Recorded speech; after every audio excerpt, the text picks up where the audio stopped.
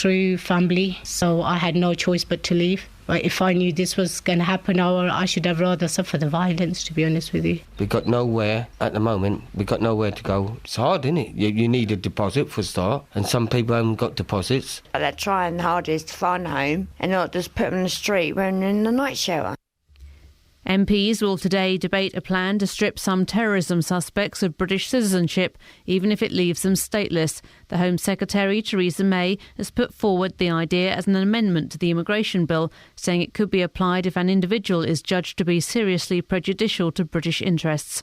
The government is still facing criticism and possible rebellions by Conservative backbenchers over the rights of foreign criminals.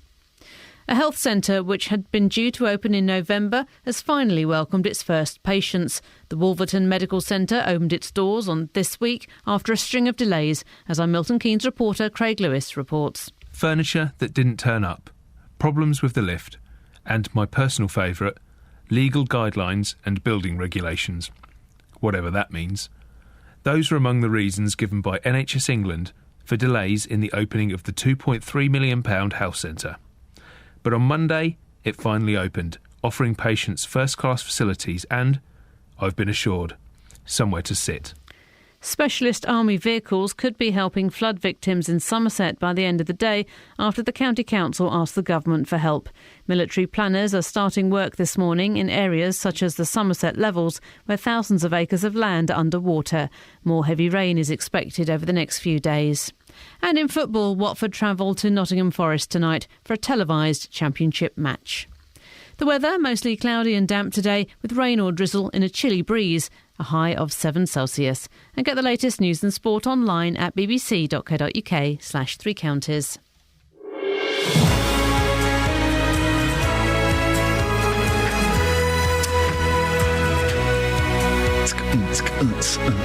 Rewind. Morning, this is Iain Lee, BBC Three Counties Radio. I've had 3.5 hours sleep. What are you going to do about that? Yeah, what are you going to do about that? Well, you're going to sit and listen to a man as he slowly crumbles live on the radio. That's what you're going to do about it. Lots coming up on the show this morning, including we'll be talking to a woman who's been waiting 33 years for a kidney transplant. Why so long? Because she is black.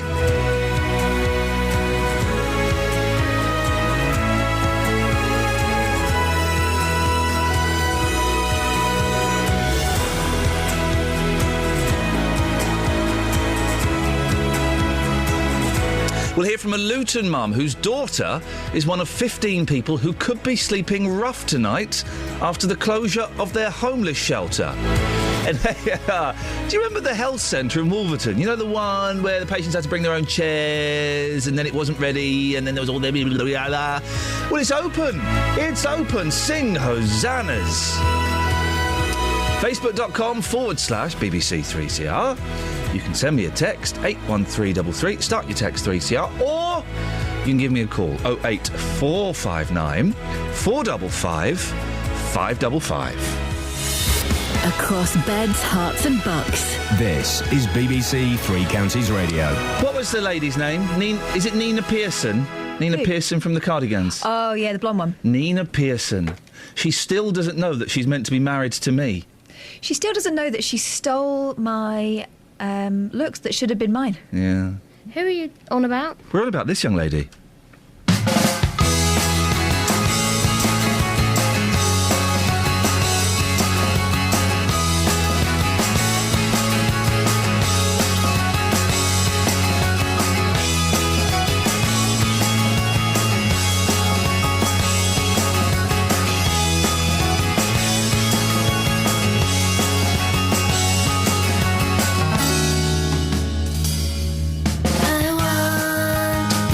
want to be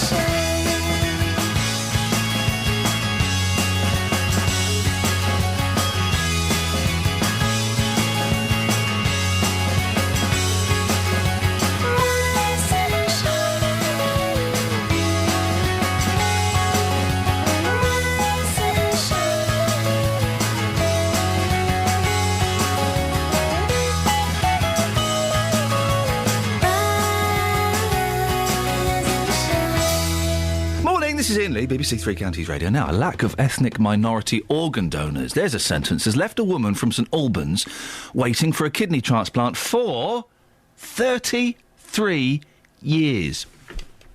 Yet despite spending most of her life on dialysis, Mandy Mason lives in hope that she will one day get the news she and around 650 others are currently waiting for.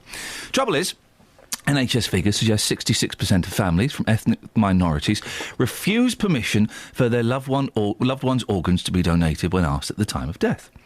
Well, Mandy joins me now. Morning, Mandy. Morning. So, Mandy, I'm going to ask you a few personal questions if you don't mind. Tell me to get lost if you do. How old are you, Mandy? Oh, I'm in my 40s now. You're in your 40s. And so how old were you when you first discovered that your kidneys weren't working properly? I was probably about 9 or 10 when I was becoming quite unwell. And how does it affect you? What happened? Well, I can't remember a lot back then. Yeah. But, I remember my mum having to take me up and down hospitals. And first of all, they said it was an acute problem with my kidneys. And I think I caught an infection at school in one of my kidneys, and it probably spread to the other one. And they said it was an acute problem and it would get better. As time went on, they told me, my mother, that it was chronic renal failure. And I would have to obviously go in for dialysis. At the time, it was twice a week. And I was going up to St Mary's Hospital in Paddington. Yep. And they would take me from school. I would leave my school, say bye to my friends, and I'd have to stay overnight and come back the next day to school by hospital transport. They said it was glomerulonephritis. So, Mandy, you said you had to go and have dialysis twice a week. How often are you having it now? 3 times a week. Wow. So it's they've improved in technology, obviously, but Your kidneys are going the other way. My kidneys? Yeah. No, not my kidneys. My kidneys don't work anymore. Oh, so they're completely packed in? They're completely Oh, they've completely packed in. They're not doing anything? Not doing anything at all. Oh, blimey. And this has been going on for 33 years? Yes, 33 years. You must be exhausted by it all, physically and mentally. Absolutely. Physically, I'm not too bad, but mentally, this year that's just drawn in, I've just felt really deflated. I felt like I would just want to give up. I was holding on for years and years, thinking, no, Mandy, I've got to hold on. There's going to be good news at the end of the tunnel. But I've been waiting and waiting, and I feel like, I don't feel there's nothing there for me now. There's always, I'm going to the doctors asking them what's happening with transplantation. But because I've had 2 in the past, I had one in 1984, and that actually failed. It lasted 7 months. And then I had another one in 87. It went in one day and came out the next. I was in absolute agony. Oh, dear. Nearly died with that one because it was just, it was a matter of emergency of getting it out. And since then I've been waiting another 26 years now altogether, waiting from the 87 I've been waiting 26 years, so on dialysis over 33 years, yeah. Now, and this I wouldn't normally mention this, but this is relevant. You're black, your parents are from the Caribbean. Yeah. And that's made it harder for you to get a donor, has it? Well, probably. Well, now I've had 2 kidneys. Antibodies are high because I've had 2 kidneys prior. So they say that's causing problems of a good match. But there isn't a no-no, but it's a narrow percentage of getting a really good match because I've had transplants before. However, saying that I'm from my parents' Caribbean, my mum's father is Portuguese, so I had a transplant. They told me the last transplant I had was from a Spanish gentleman. So I've got sort of like mixed blood. So I don't know whether that's pushing me back. I don't know if it's the ethnic grouping. I'm not sure. But yes, my last transplant was from a Spanish gentleman. How do you live, Mandy? How can you hold a job down or go on holiday or anything like that? It's really difficult. Going on holiday, first of all, I have to pre-plan all the time. I have to ring up dialysis units, find out where they're situated in terms of where I'm going. and then I have to find out how far it is from my hotel, or find the hospital before the hotel, and then ring them up, tell them when I'm coming, see if there's enough availability, and then the costs. So it's difficult when my family and friends just pick up and say, oh, we're going here, we're going to Jamaica, oh, we're going to Spain, we're going to Tenerife. I've got to say, oh, I'd love to come, but before that, all my pre-planning starts, and that's if I end up going with them in the first place. What would you like to see? Obviously, you want some kidneys that work, but what would you like to see happen, Mandy? More awareness of people waiting on dialysis for so many years.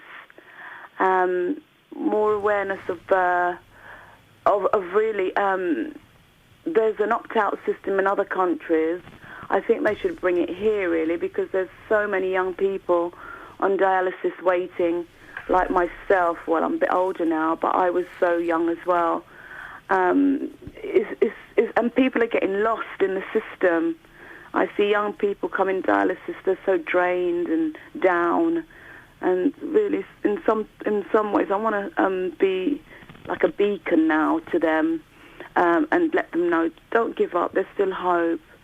You can go on and do things still like everyone else.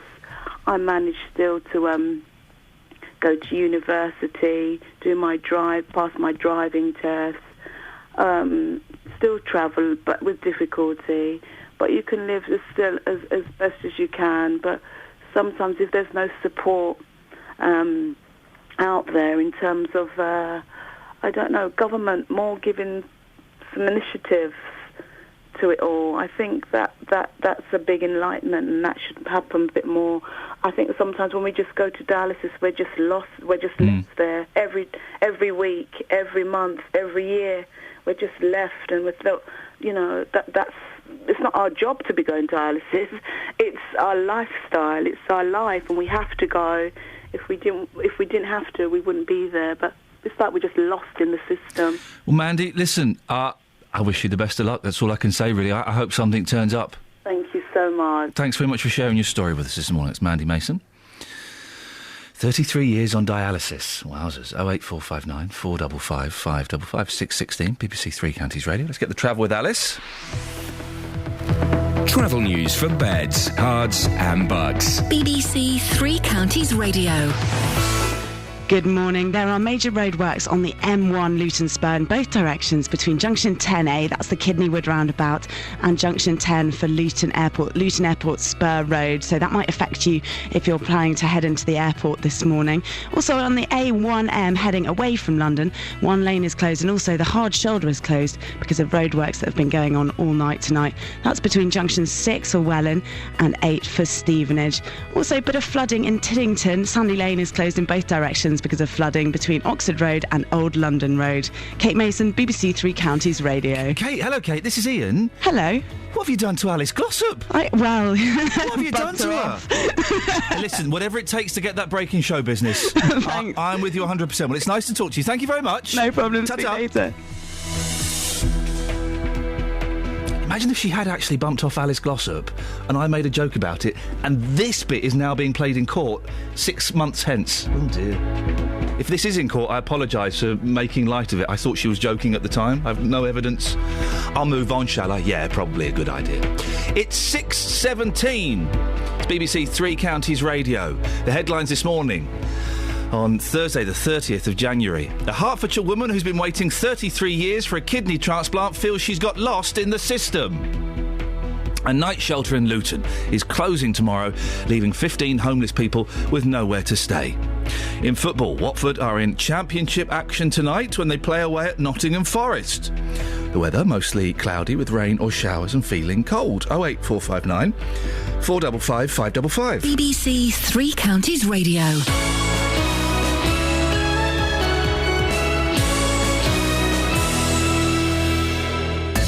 Roberto Perrone. We'll talk about your partner's annoying habits. This after a woman filed for divorce after just 1 week. I know I snore and I snore badly, but I can't help it. Roberto Perrone. It's Friday.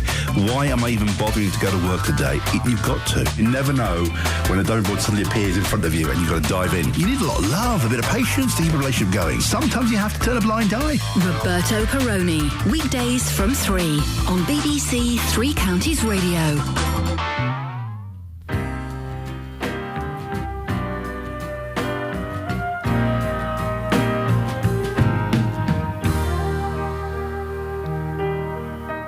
If I give up the seat I've been saving to some elderly lady or man, am I being a good boy? Am I your pride and joy? Mother, please, if you please, say I am.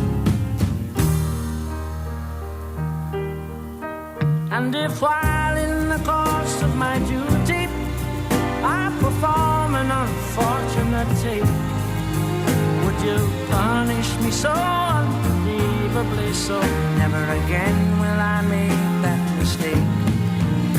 This feeling inside me could never deny me the right to be wrong if I choose. And this pleasure I get from, say, winning a bet is to lose.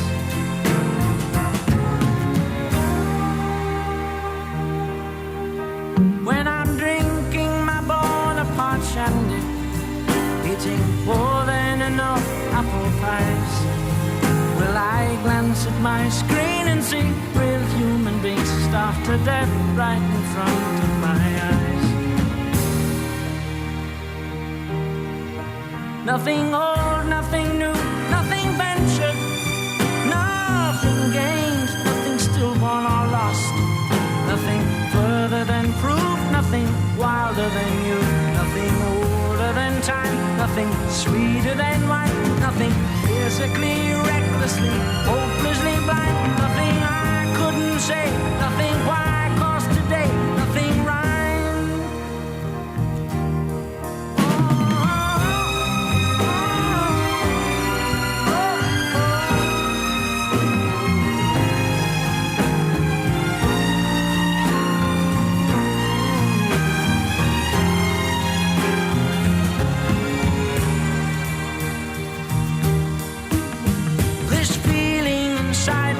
Never deny me the right to belong if I choose. And this pleasure I get from, say, winning a bet is to lose.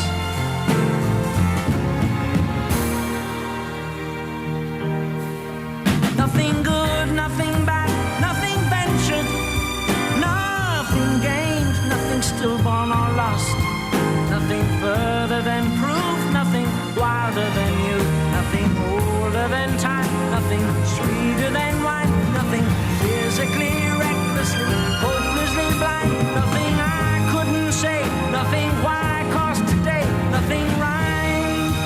Now, I like a bit of Gilbert O'Sullivan. I do like him. I think he's great.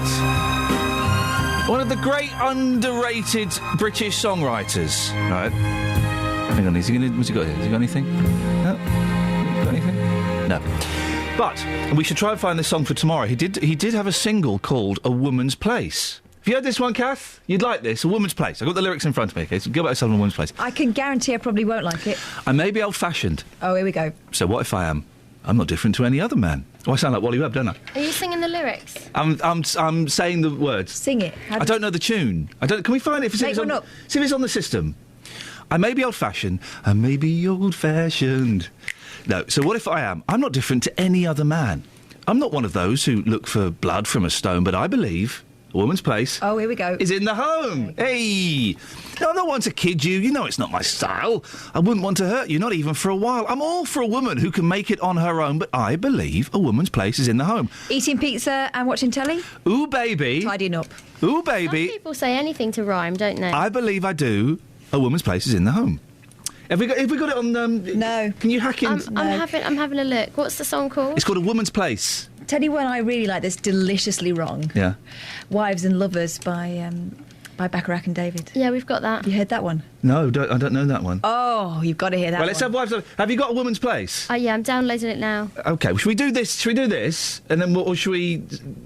Whatever you want, mate. It's your Produce, your Catherine, call. produce. Let's play a sexist song. Okay, fine, let's sack this off. Hold on, bear with me. Okay. Let's do that while she does. Yeah, do that. All right. We'll do this. We'll do something a little more serious, and then we'll come back to that. Now, we had a call this week from a very worried mum. Janet in Lucy Farm told us her daughter is one of 15 people who could be sleeping on the streets of Luton tonight after being told their night shelter is closing down. Rise Housing Association's been running the facility on Dallow Road, but had its funding withdrawn and can no longer operate as of today. Well, our reporter, Ewan Duncan, spoke to one of the shelter's clients.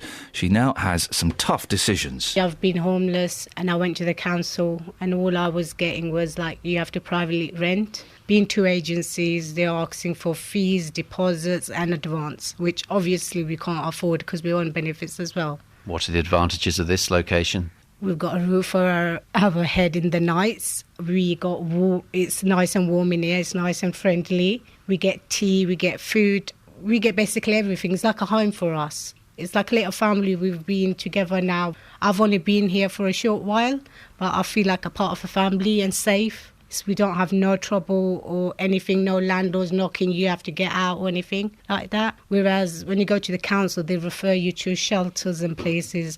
That's if they've got any space. I've been actually sleeping out on the streets as well, on park benches. It's not very nice. How bad an experience is that? Can Very you describe it? It brings tears to my eyes, so it's not something that I can describe in words. Especially in this weather, it's horrible. Especially when you're living in this country, in this town, paying your taxes. It's not like we've never paid taxes. We've paid our taxes, everything. I've been on the housing register as well, but I'm still getting the option of going and renting out where I can't afford it. If I could afford it, we don't choose to be out on the street. And right now, it's like we've got nowhere to go from Friday. How did you hear about that? Oh, we've obviously been hearing, and we understand from the people that are here that they're not getting paid enough. They're giving them a very low amount that they can't afford to run this place, which I think the government should be giving them extra because of they got to understand they leave the electricity on, and so we're not cold. We get our beds, we get our food. We're getting so much from here. And now once this is closed, it's like we're outside on the streets in this weather. The temperature's like minus as well. Can the council help in any way? The council can. They can, but they don't choose. Apparently, you got to have a kid. They talk about having kids. It's like so many people are having kids because of housing, but when there's people like us that are single and we need our place, they can't offer us that. Every day they'll tell us to come back another day, find places. Then they should find us places and sort it out for us. Because right now it's like we're going to be out on the streets on Friday. And everyone's options are limited, presumably. Well, obviously, as you can see, they are. We don't have any options because we wouldn't be in this situation in the first place if we had an option. Is there anyone you can turn to? I have no family, and it's just like sleeping on people's sofas. And then at the same time, you're suffering back pain, so your health problems are getting worse as well. It's not like a solution. They should have a place where they should at least give us a room or space where we're comfortable in. And how did you get into this situation in the first place? Well, I suffered violence through family, so I had no choice but to leave. But if I knew this was going to happen, I should have rather suffered the violence, to be honest with you. Really? You'd put it as strongly as that? I do, because it's out on the streets in the cold weather and you're hungry for days. A lot of people would say that's a brave statement. They would, but they're not in our position. They're not in my position. So they can't understand until they're in my position. Are you confident you will have a positive future? No. And how does that make you feel? Very upset. That wasn't the thing I was expecting to happen there. 08459 455 555. Well, we spoke to one of the directors of Rise Housing Association, who didn't want to be interviewed today, but confirmed no provisions have been made for the residents as of yet. 08459 455 555. I made a terrible mess with the computer here, Kelly. Could you undo my mess for me? We found Gilbert O'Sullivan's A Woman's Place. We'll play that after the news at 6:30. It really is. I tell you what we'll do. We'll play it after 6:30. Can you press stop? Yes. Did you just do a belch, Catherine? No, probably tutted. Okay. Rolled my eyeballs. Never belch. Okay. We'll play that after 6:30 and we'll open it up to your votes, dear listener. Oh, gosh, can you hear the BBC bigwigs panicking that a presenter said a vote on air? Oh, God, we're not allowed to do that. Yeah, we are when I'm in charge. Not technically allowed to do it. Do you agree with this sentiment or not? Do you think Gilbert is just saying what we all think? Do you think that we've lost sight? Or do you think it's poison delivered in a middle-of-the-road style? 08459 455 555. Call me now. Call me now is the thing of the thing. Right, I've got no idea who's doing the travel now. Could be Kate Mason. It could be Kate Mason, or it could be Alice Glossop. one of those two. Or it could be Adam Glynn. that fella. Or Kelly if it all breaks down. Or it could be Sophie. Sophie Tyler. Yeah. From the past. From the Could past. be. Let's find out and see what happens when I press this button. Travel news for beds, cards and bugs. BBC Three Counties Radio. Good morning. On the A1M, there is one lane closed and also the hard shoulder because of roadworks that are just coming to an end this morning. That's heading northbound, so out of London, between junction 6 for Welwyn and 8 for Stevenage. On the M1, there are major roadworks on the M1 Luton Spur in both directions between junction 10A, Kidneywood Roundabout, and junction 10. That's for Luton Airport. So take care there if you're planning on going to the airport. Also, it's looking heavier than normal on the North Circular Road westbound between the A105 Green Lanes, that's the Clock House interchange, and Bounds Green. Kate Mason, BBC Three Counties Radio. Kate, thank you very much. Across beds, hearts and bugs. This is BBC Three Counties Radio.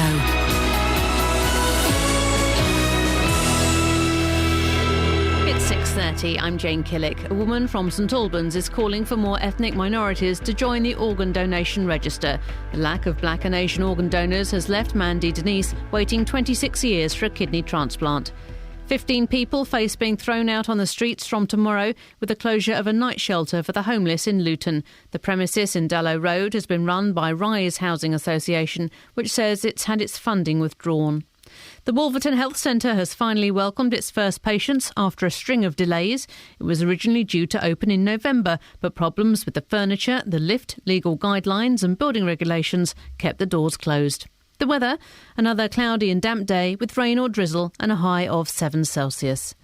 On to sport, and in football, Watford resumed championship action with a televised trip to Nottingham Forest this evening. Manager Beppe Sanino wants them to repeat the form which saw them take a 2-0 lead at Manchester City in last Saturday's FA Cup tie. Posso fare delle cose che neanche loro. This group of lads could do something that they can't imagine. They can't even imagine. E questo è solo con il lavoro che può accadere. Only if we work well during the week, they can understand, and we could see the best side of these guys. And there's full commentary on Watford at Nottingham Forest in Three Counties Sport from 7.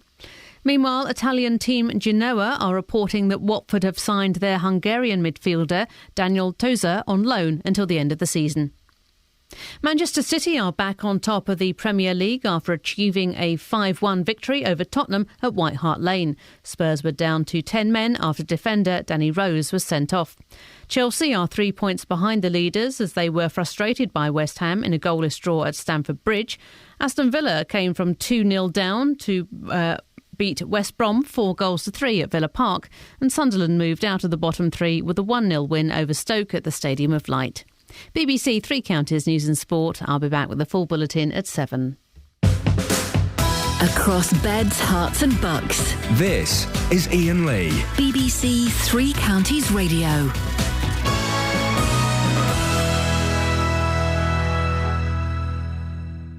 Hey guys! Fun times. So, Catherine Boyle has joined me in the studio. I have, yeah. That's exciting for literally nobody. Oh! What? So, we're talking about Gilbert O'Sullivan, who is Britain's one of the greatest underrated songwriters, I think, of all time. Along with Chaz Hodges. You don't see Gilbert O'Sullivan on anything. Late night with Jules. Is he one half of Manfred Mann?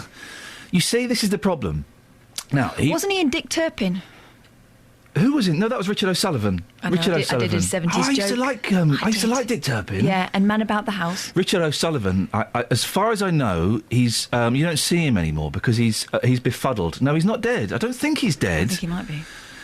Oh, well, if he did die, his last few years were pretty tragic. Oh, dear. I think he got befuddled. I tell you what, we'll Google Richard O'Sullivan. Well, it's an O'Sullivan special, to be honest. We'll get Ronnie on later. We'll Google Richard O'Sullivan while we listen to Gilbert O'Sullivan, A Woman's Place. While you're listening, men, what does this stir something kind of a basic instinct in you? And women, what's your problem?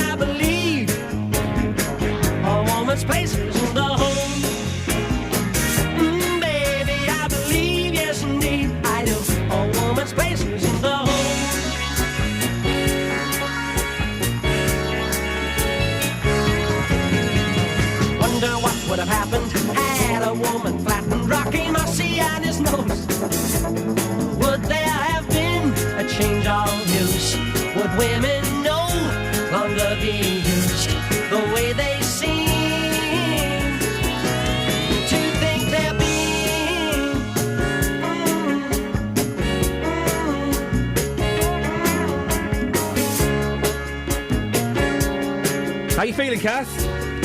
I know what you're thinking, and you've every right to moan. But I believe a woman's place is in the home. Baby, I believe, yes indeed, I do. So don't make me pay half the mortgage. Listen, you've got a right to moan. It's moaning, is it? Gilbert believes a woman's place is in the home.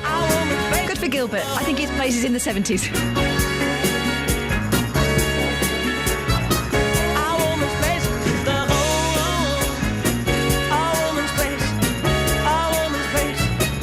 He's really rubbing it in now.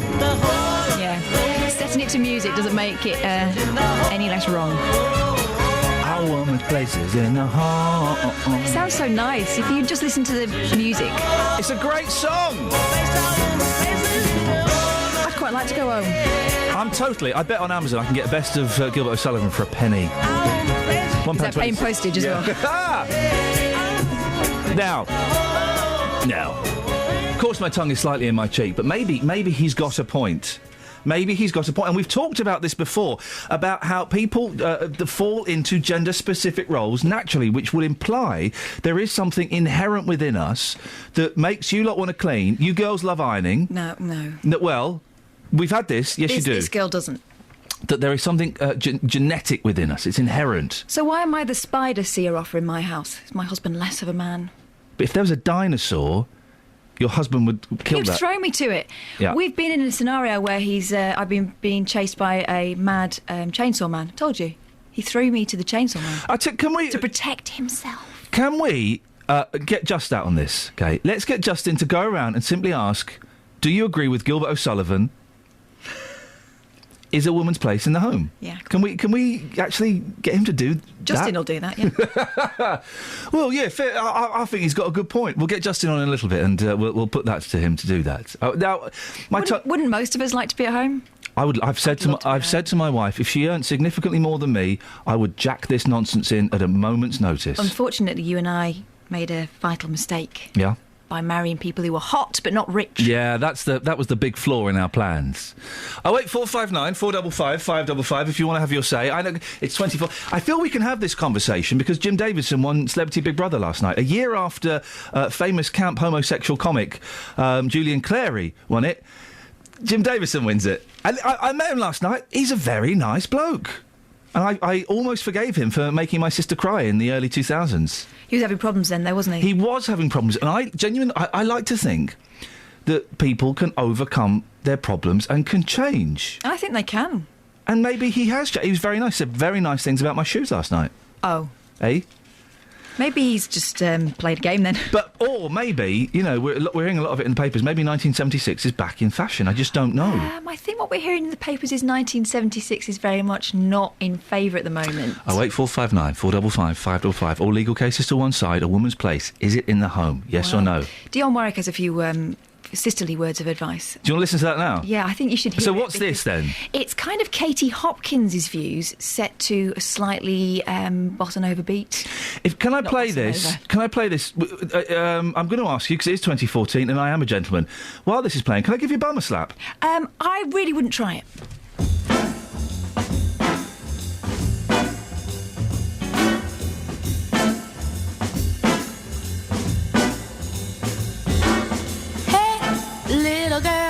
Comb your hair, fix your makeup.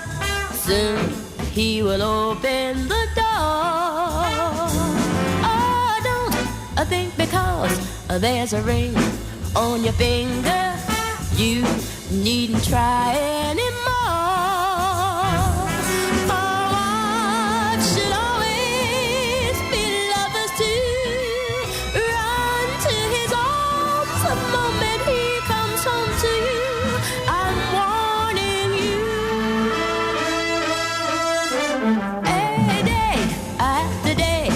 There are girls at the office, and men will always be men.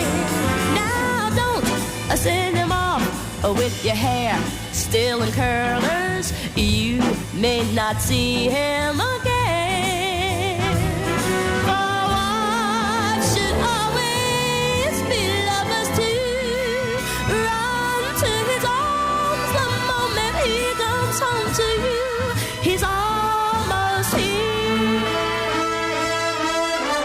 Oh, hey, little girl, you better wear something pretty, something you wear to go to the city and dim all the lights, pour the wine, start the music.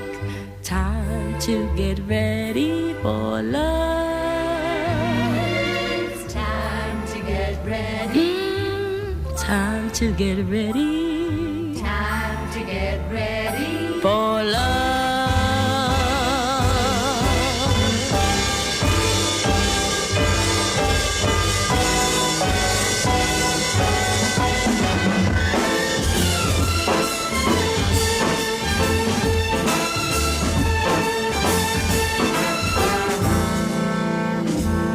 And dim all the lights. Pour the wine, start the music. Time to get ready for love. It's time to get ready. Time to get ready. Yeah, time to get ready for... She's speaker descent. Well, I don't know. She's speaker descent. My husband needs about half an hour not talking to anyone when he comes home from work. If I did that, he'd think I was trying to get pregnant again. If I saw you in curlers, you probably wouldn't see me again. Oh. She makes a really good point, okay? Genuinely makes a good point. When you girls have... get comfortable. Snafu'd your man, you kind of let things go a little bit. I think the men do as well. No, look at what happens with newlyweds, right? Yeah. They lose all that weight before they get married. Yeah. Give it 2 years. Yeah. Both got a belly. I'm wearing a jacket today. I'm married. I'm making an effort. Show me your belly. Oh, all right. 08459 455 555. I just think there may be something in this old-fashioned sexism. My grandma gave me those words of advice when I had my first baby. She said, first of all, she grabbed my midriff. This was within 2 weeks of me having the baby. And said, "You want to sort that out, love?" Yeah, good and point. she said, You've still not worked on it, have you? How rude. That was below the belt, and that's the problem. And she also said, don't forget you're his wife first. Yes, wife and lover. You can sometimes become everyone's mum, I agree. You've got to keep hold of yourself. But, all Dionne Warwick, and the second W is pronounced, is saying, just make an effort, girls. But I think you should do that for yourself, not for anyone else. Well, do it for yourself, but and primarily... then if he doesn't shape up, you ship out. Exactly. 08459 455 555. Is there something... let's generalise this a bit. Is there something in a little bit of good old-fashioned sexism, ladies? Huh? Is there something in it? I think it works both ways. E.g., my boyfriend doesn't leave the house, but when I'm approaching down the driveway, he'll put a bit of aftershave on. Does he? That's nice. That isn't is it? nice. What's he been doing? Yeah, exactly. What smell is he trying to mask? Smell nice for me. Yeah. So I'll put my little lip gloss on. You know. Quick, put some aftershave on. Get rid of that smell. There's an important word in there, though. Have you heard it? Boyfriend. Yeah. Exactly. There's still a chance that you might go off and find bigger and better things. Do you know any? I do actually. I've got some contact details. I've got Jim Davison's phone number. 08459 455 555. It does work both ways, and perhaps this is the thing. When we get married, women perhaps a little bit more, but we all just kind of let the barriers down a little bit. I think when children come along, sometimes women have no option but to let a few things go. Yeah, that's the truth. 08459 455 555. We've got a minute. Have you got a story before we go to... Camilla played darts. I bet she was good. That's not a story. I know, but the paper fell open on page 3. I wonder why. Council buys fan United season ticket. This is good. Which United? Man United or Newcastle? Manchester. Fair enough. A brazen football fan used a holiday grant from social services to help buy Manchester United season tickets. Do you know how expensive they are? Well, the council officials gave her £550 from a going-away fund aimed at giving hard-up people a break. What? Sorry, there's a hard-up... What's it? A hard-up fund? The council pays for you to go on holiday?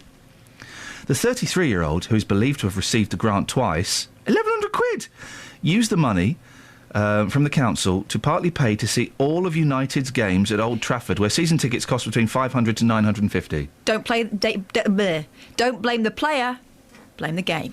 Did you hear about the woman who bought her Arsenal supporter husband a season ticket? No. Gave it to him at Christmas. Genuinely. I wouldn't open with that one. No, that's true. It's a true story. Well, what woman is it? What name? Just a woman. I don't know. Well, I read it. Why is it funny? Why is it funny she gave him it at Christmas? Because it starts in August. I don't get it. Well, he'd missed half the season because she kept. Oh, it wasn't for the season that was coming. No, she gave it to him at Christmas, and he'd missed most of the games. Okay, listen. You're a journalist, Catherine. I'm watching and learning from you. Can I have a go at this one? Yeah. What's your source? Papes. What papes? Just read some, saw it, laughed. I didn't take any of the details down. I should have done, shouldn't I? Okay. Well done. There's my floor. There's the floor in. Why does she? Well done. You can take in on that interviewing course. Thank you. Why does she even? She's just. You need tea. Oh, that microphone's open. I thought we turned it off. Travel news for beds, cards, and bugs. BBC Three Counties Radio. Good morning. It's looking slow on the A1M heading southbound at Junction 7. Just having a quick look on the sensors and it's looking busy there. Major roadworks on the M1 Luton Spur in both directions between Junction 10A, Kidneywood Roundabout, and Junction 10 Luton Airport Spur Road. There's also queues on the North Circular Road westbound between the Clockhouse Interchange and the Bounds Green Road. Kate Mason, BBC Three Counties Radio. Thank you very much.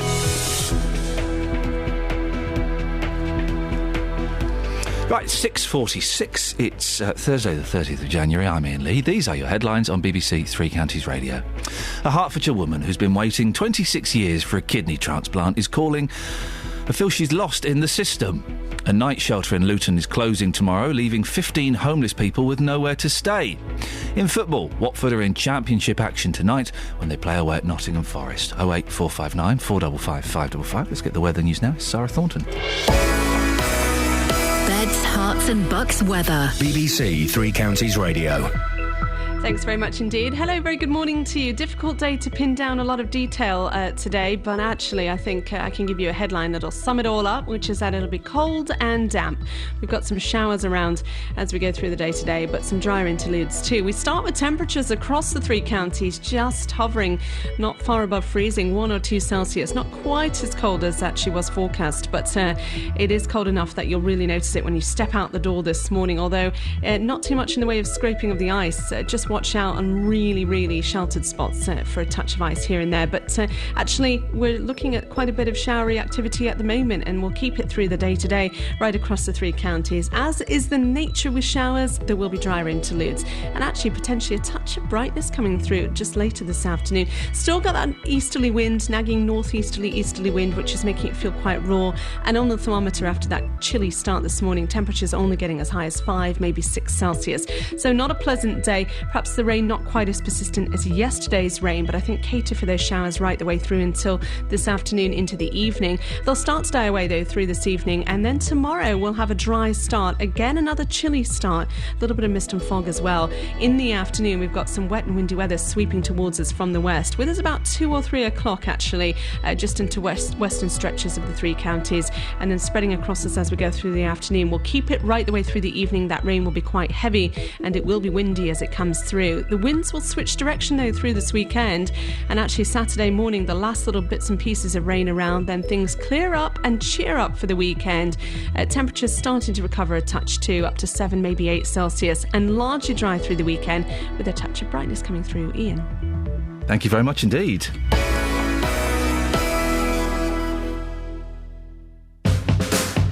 Across beds, hearts and bucks. This is Iain Lee. BBC 3 Counties Radio.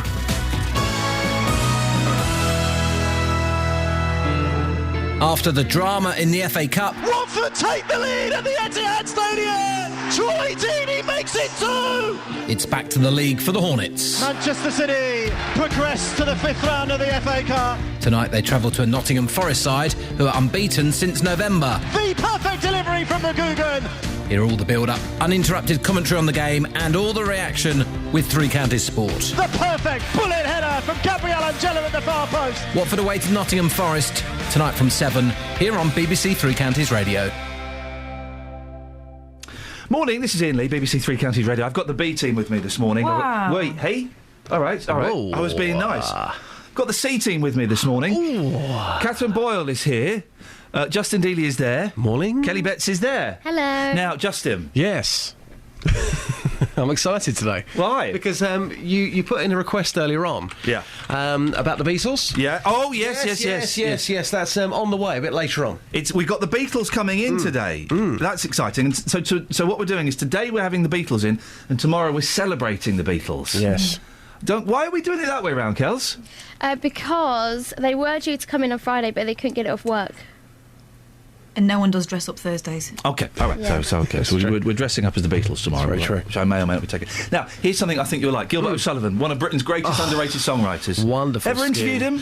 Yes. Actually, I did about 2 years ago. Yep. Great hair, great tan, my kind of guy. My kind of guy. Now, he's written a song. He wrote a song, Woman's Place. I may be old-fashioned, so what if I am? I'm not different to any other man. I'm not one of those who look for blood from a stone, but I believe a woman's place is in the home. I've just Googled Gilbert O'Sullivan. Yeah. He looks like a woman. Don't be rude about it. Gilbert. He's got a long perm. Justin, that was acceptable in the 70s, as were those views. You're touched by... What do you think to those views, Justin? I think... Well... be honest. I think he's wrong, actually. I'm being honest. No, seriously, I am being honest here. I am. No, to a certain degree. Yeah. To a certain degree, he's got a point. Yeah. And let's not forget that women do enjoy doing the housework. We've kind of touched upon this before. Whoa, I don't think you are qualified until... Yes. Unless I've noticed you having ovaries, but you're not qualified to make that statement. Most women I speak to, and we have done views on this from the streets, say to me they enjoy doing it. They feel house proud. Nothing wrong with that, is there? No, nothing wrong with that at all. I'm all for a woman who can make it on her own. So he's kind of all for it. But I believe... But I believe a woman's place is in the home. Ooh, baby, I believe. Yes, indeed, I do. A woman's place is in the home. Now, listen, my tongue is slightly in my cheek, but there is a serious point to this. I think that we are genetically programmed to fulfil certain roles and certain criteria. And I think that one of the genetic things in your DNA, in your womb, in your ovary, in your breasts, and even in the downstairs department... my internal organs, please? ...is that you are programmed to clean the house, feed the children... do those kind of things. And that's genetics. You can't argue against genetics. It's not sexism. Is it genetics or is it economics? What? Well... home economics. Whoever earns the most is the one that needs to go out to work. The other person needs to keep up the home. Unfortunately, it's 50-50 in my house, so I have to do more. I think men in the last 10 years have been very understanding to this, and they do help out, to be fair. Good men. Yes, good men. Help out. It's your house too. Yeah. Justin, can you do us a favour? Yeah. Can you go on the streets, Beds, Hearts and Bucks, and ask people, is Gilbert O'Sullivan right? Yes. Is a woman's place in the home? Yes, absolutely. And we will get some women... who agree with that. Absolutely. Do you know what, Ian? We've done this before and again. You sometimes people say, well, the people that you've spoken to, have you edited this to your advantage? No, not at all. Not at all. We go out and women say to me that, you know, in their experience, they enjoy doing the housework. It makes them feel house proud. And the husband, if he tried to do it, well, they'd do it again anyway. Because the women you speak to on the streets aren't at home. And they're not at work, are they? No, what they do, they go out to work and then they come back and then they do the housework. Can you go to an office? These ladies are incredible. Can you go to an office and ask it? Because otherwise it's not right. Listen, baby. Whoa! Just fire away, sweet cheeks. Justin, can we send you on a mission? Excellent stuff. Okay, thank you very much. We'll speak to you later on. That's Justin Dealey. 08459 455 555 is the phone number if you want to have a chat. You found another story for us. Yeah, we could talk about stuff you've been left and don't want. Go on then, yes. This is a family heirloom that's been written about on page 15 of the Daily Mail. It was a predecessor of this family who live up north somewhere. Yeah.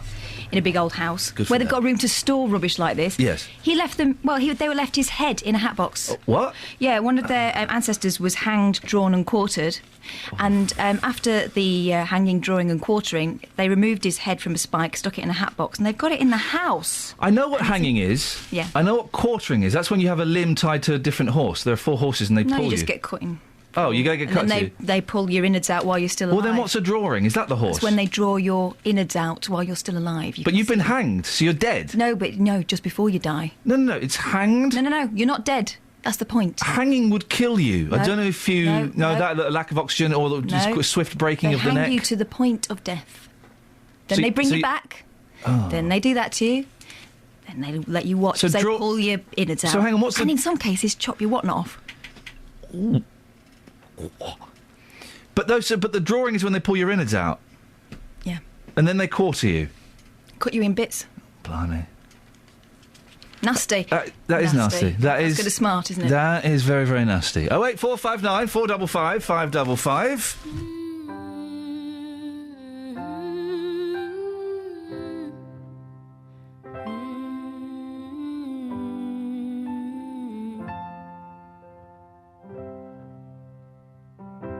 How long will I love you? As long as stars are above you, and longer if I can.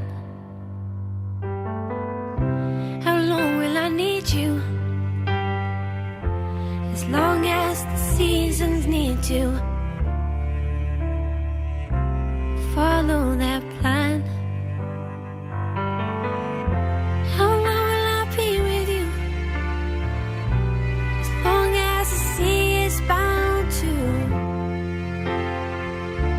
wash upon the sand. How long will I want you? As long as you want me to, and longer by far.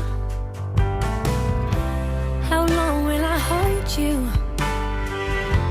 As long as your father told you.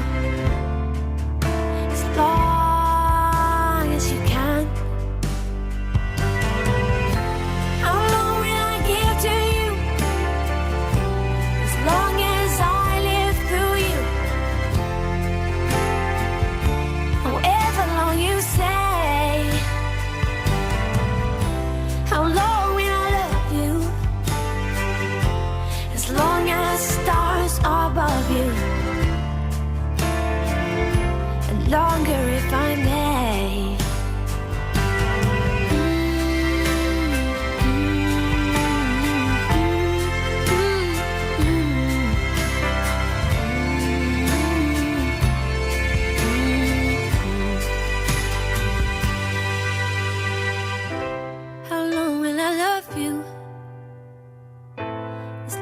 the stars above you.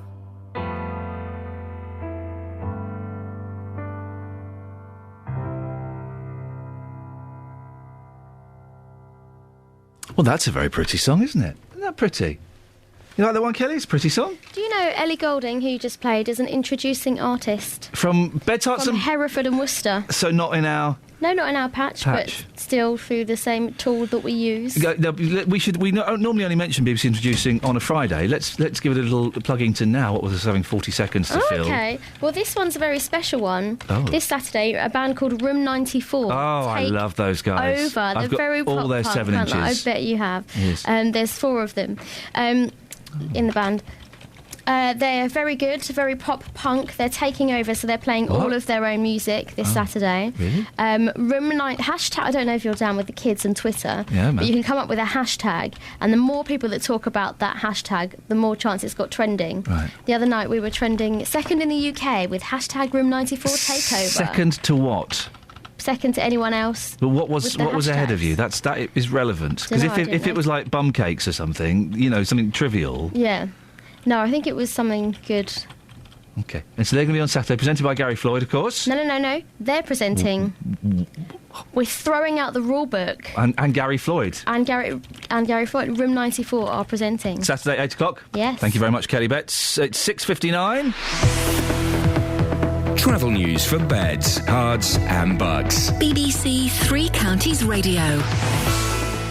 Good morning. Just looking on my sensors this morning, and it's looking slow on the A1M heading southbound at Junction 7 for Stevenage. Also, major roadworks on the M1 Luton Spur. That's in both directions between Junction 10A, Kidneywood Roundabout, and Junction 10, Luton Airport Spur Road. So that'll affect you if you're going to or from the airport. It's also looking very slow on the A5 at 405 North Orbital Road. At M25, Junction 21A roundabout. Kate Mason, BBC Three Counties Radio. Kate, thank you very much indeed. More of your calls after the latest news with Jane Killick. Local and vocal across beds, hearts and bucks. This is BBC Three Counties Radio.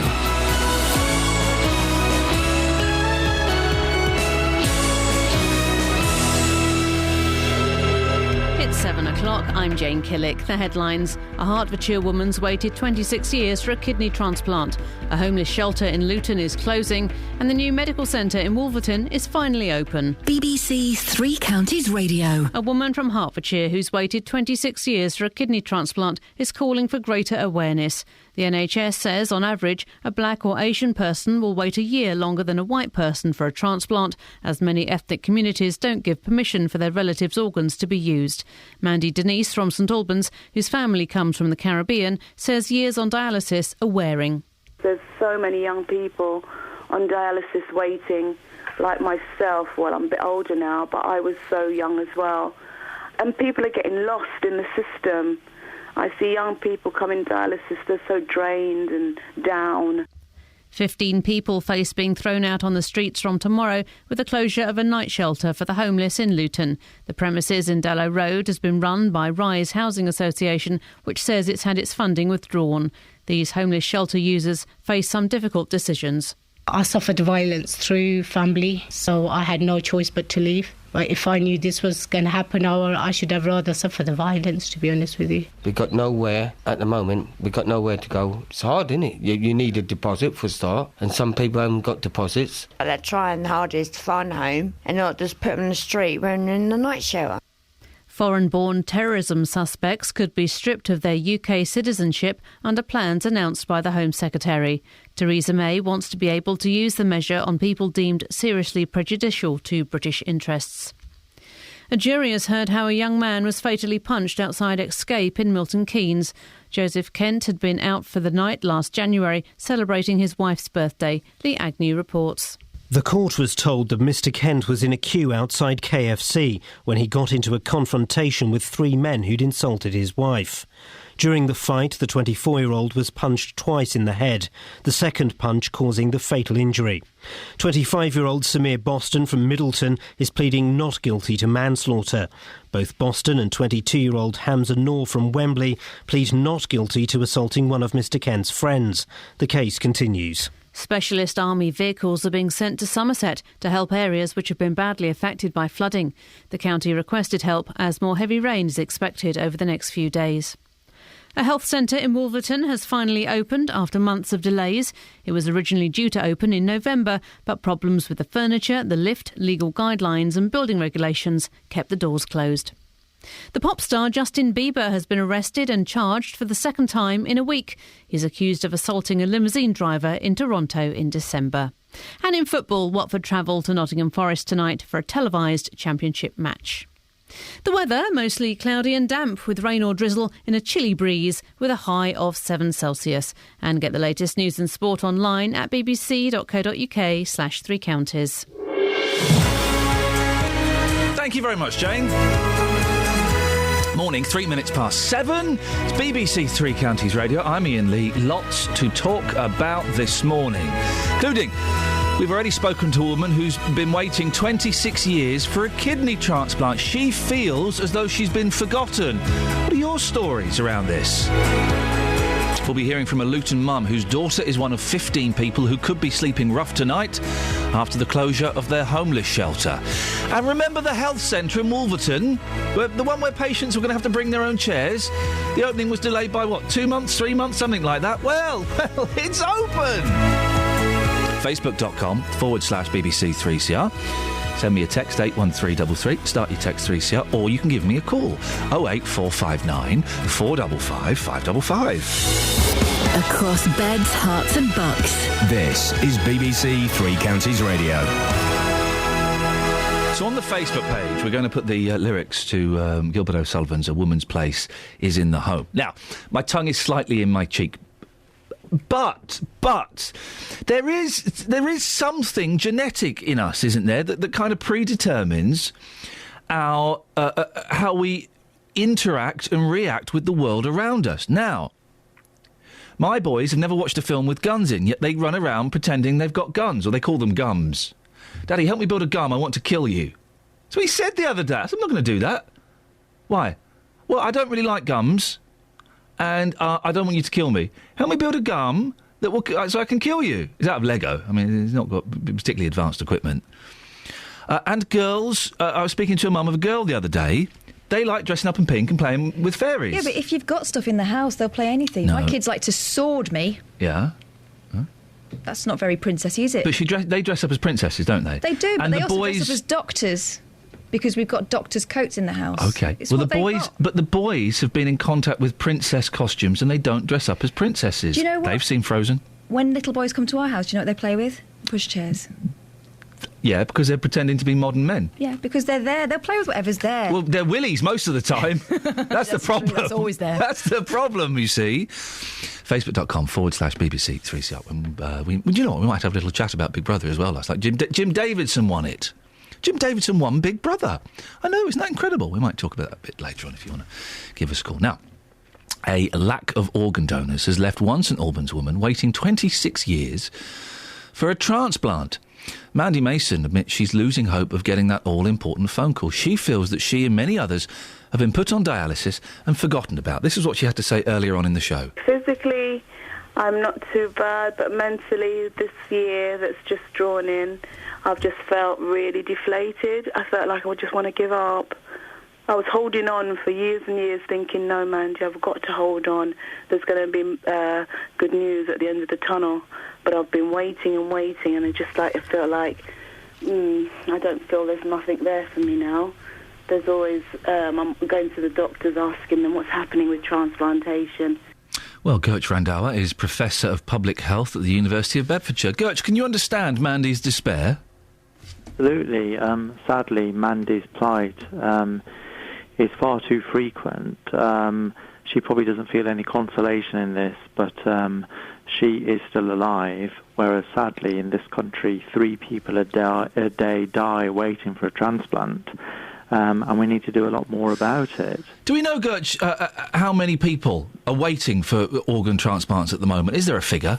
Well, there's over 8,000 people waiting for a transplant at the moment, and I suspect we could probably list more patients if there was enough capacity. But the key issue is the lack of donation.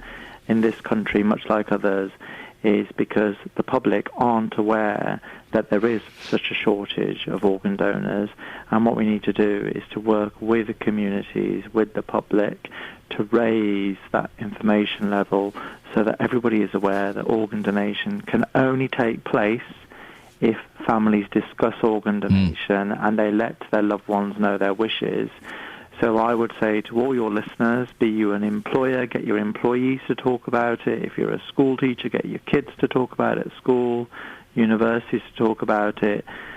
All media outlets, just like yours, should be broadcasting this message, because tragically at the moment in this country, 40% of families in a hospital, tragically when their loved one dies, say no to organ donation. And the families have the final say, don't they? Whether the person is a card-carrying donor or they've done it online or whatever, the families can veto all of that, can't they? They can, but reassuringly, what we find is that if the loved one has let their family know what they wanted, so for example, if they join the organ donor register, then 90% of the time the families will always agree to their loved one's wishes.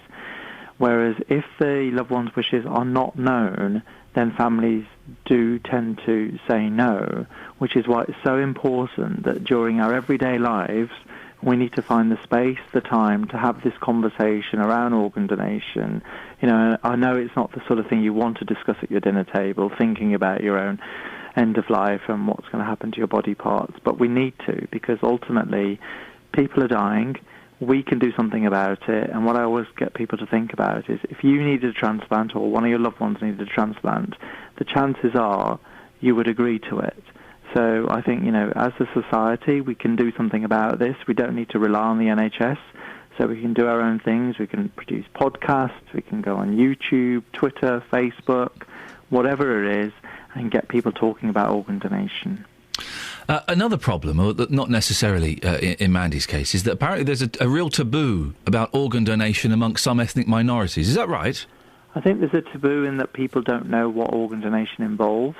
So people put up barriers, and what we've been doing recently is I've had the privilege of working nationally with religious leaders to break some of those taboos. So, for example, some people think that, you know, cremation and burial will be delayed because of organ donation, but actually that's not true. And what we need to do is to work with those religious leaders and roll out those messages locally so that the local priest, vicar, imam, etc., can begin to have these conversations with their congregations so that people see organ donation as a normal thing to talk about during their worship ceremony. Can I ask a question, Gertch, that may sound completely base and stupid, or it may prove that I'm actually quite intelligent, as I like to think. Does a black person have to have a kidney from a black person? Is it as simple as that, or can anybody have any coloured kidney? That's a very good question. Anybody can have any coloured kidney, but statistically, because of tissue type and blood group matching, there is a higher likelihood of a match from the same ethnic group. So it is really important that all communities come forward to be organ donors. And your question is very pertinent, because in this country, 10% of the population is from the non-white community, but 25%, that's 1 in 4 of the kidney waiting list, is made up of the non-white community, so that's blacks and Asians. So they're disproportionately greater represented on the waiting list, so they actually need to have more donors coming forward from that community. Yet at the moment, the opposite is true. Only 1% of donors are from those communities.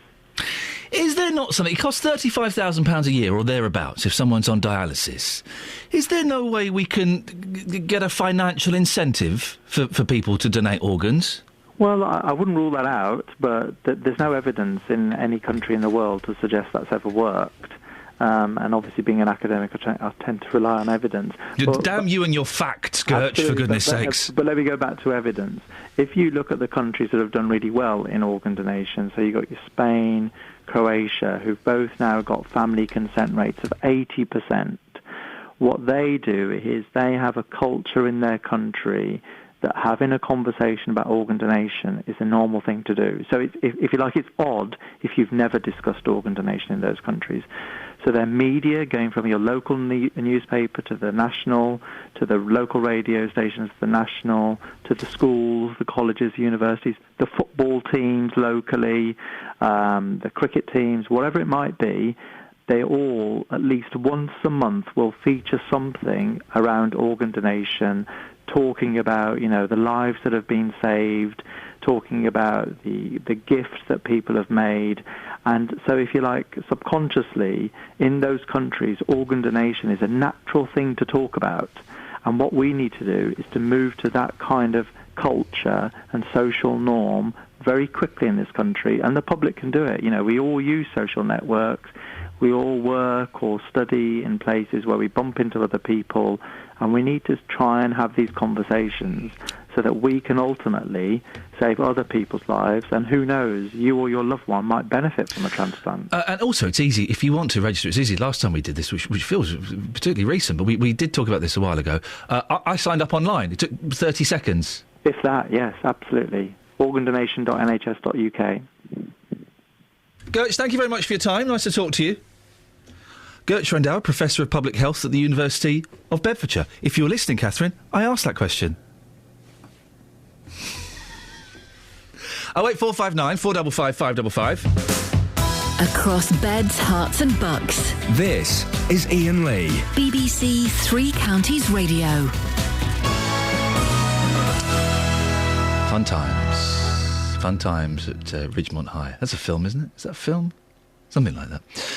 Lots coming up in the rest of the show. If you want to give us a call, you're more than welcome to. 08459 455 555. If you want to give us your calls about organ donation, then you're more than welcome to. Or you can go to facebook.com/BBC3CR. Coming up later, we've got the Beatles coming in. We've got the Beatles. I have a question. Hey. Hey, tomorrow that we're dressing up as the Beatles? Well, if I go home today, then yes. Okay. If you don't go home, I'll bring you something to put on.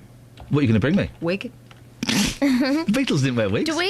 Are we dressing up as what year of the Beatles are we talking about? Whichever year, whichever Beatle you want. So we can pick any Beatle from any year, we don't have to match? No. I'm going George.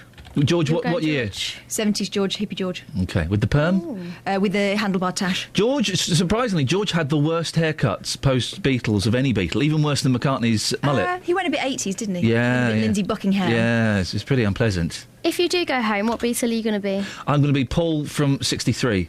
Oh. What was that, suit? Suit, tie... Thumbs up. Yeah, thumbs up, Grace. mop top. I might go for I wasn't asking. Oh, OK, never mind. Catherine, do you want to ask her? What are you going to come as? I'm not telling. Oh. It's exciting, isn't it?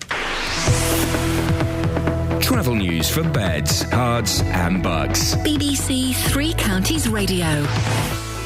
Good morning. It's still looking slow on the A1M heading southbound. That's between junction 8 for Hitchin and 7 for Stevenage. Just looking on the speed sensors to get you word of that. Major roadworks on the M1 Luton Spur in both directions between junction 10A, Kidneywood Roundabout, and junction 10, the Luton Airport Spur Road. So don't forget that if you're travelling to Luton Airport this morning. Looking very slow on the A405, the North Orbital Road at the M25 junction 21A roundabout. And also on the tube, there are severe delays on the Metropolitan line between Harrow-on-the-Hill and Watford, Chesham and also Amersham. And that's because of problems with signals this morning at Moore Park. Kate Mason, BBC Three Counties Radio. Kate, thank you very much. 7:16. It's Thursday, the 30th of January. I'm Iain Lee. These are your headlines on BBC Three Counties Radio. A woman from Hertfordshire who's waited 26 years for a kidney transplant says people on dialysis get lost in the system.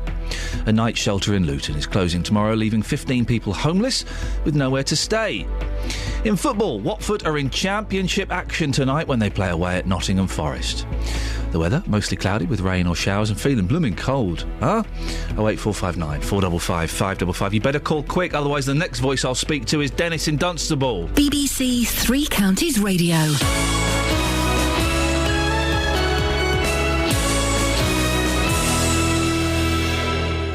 Nick Coffer on BBC Three Counties Radio.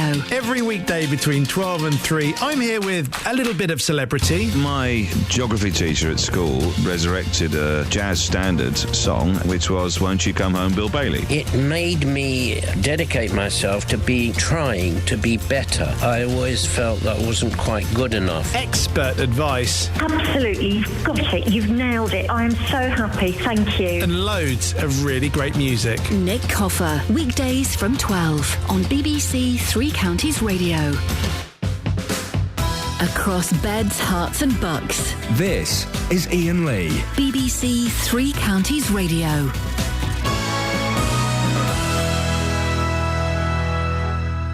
Nope, nobody else called in, so it's you, Dennis. Good morning to you. Yes? Children, shall I say, children. What? You're talking about dressing up tomorrow. Yes. You sound like the kids across the school across the road. What's your problem? Come on, you dress up a little bit at home, don't you? No. Look, I walk around most of the time in my pyjamas. Well, there you go. Now then, organ donation. Some time ago, when the Falkland Islands was on, that was probably before you were born, actually. Yes. I offered blood, as I've always done, and they said, no, I was too old. Oh. I was too old to go out and fight, so I thought, well, the least I can do is keep the blood running. Yes. But no, they stopped it. So is this donation business, is age come into it? I mean... I would have thought so. I would have thought that... Well, you can have my bits any time you like. Well, when I've finished with them, you can have them. But Do your bits still work, Dennis? Naturally, of course they do. All my bits work, except my balance. But they can have that anyway. I don't think they've yet worked out a way of donating someone's balance. Years ago, but that's precisely. Got someone who's got terrible balance. We need a balance transplant. When's Dennis in Dunstable going to pop his clogs? His balance is terrible. We don't want that. Fine, lovely. No, as I say, I just wondered whether there was some age. How? So what's the? Well, this is an interesting one. What's the age limit for people's blood then? I don't know. They just said no. I don't know whether they thought I couldn't make any more or not, but that was ridiculous. I mean, a pint, nothing. I've had more than that taken out of hospital for no good reason. Well, they must have had a good reason. Well, no, I had blood taken out both arms, and I'm walking around with limp arms. I say. Back to 1976. I just one of those things that... Because are my bits getting older so they're no use? Or do they keep renewing themselves? I don't know. I have a question. Oh, dear. Dennis? Yes? You're 87. Yes. If, say, I'm another... nearly 89. Don't put me back 2 years. Okay. If another nearly 89-year-old needed a kidney, and just say you could give it to them, even though age plays a part in it, could they have it? Because you're the same age and... I don't mind because I've got two of them. The thing is, they wouldn't do a kidney transplant on him because the trauma to the body would... that's not going to help anybody, is it? You don't know, do you? I literally don't know, Dennis. And in many ways, I don't care, but... A family passing things on, that's fine. Yes. And as I say, as far as I'm concerned, they could have it. They can have all my bits when I've gone.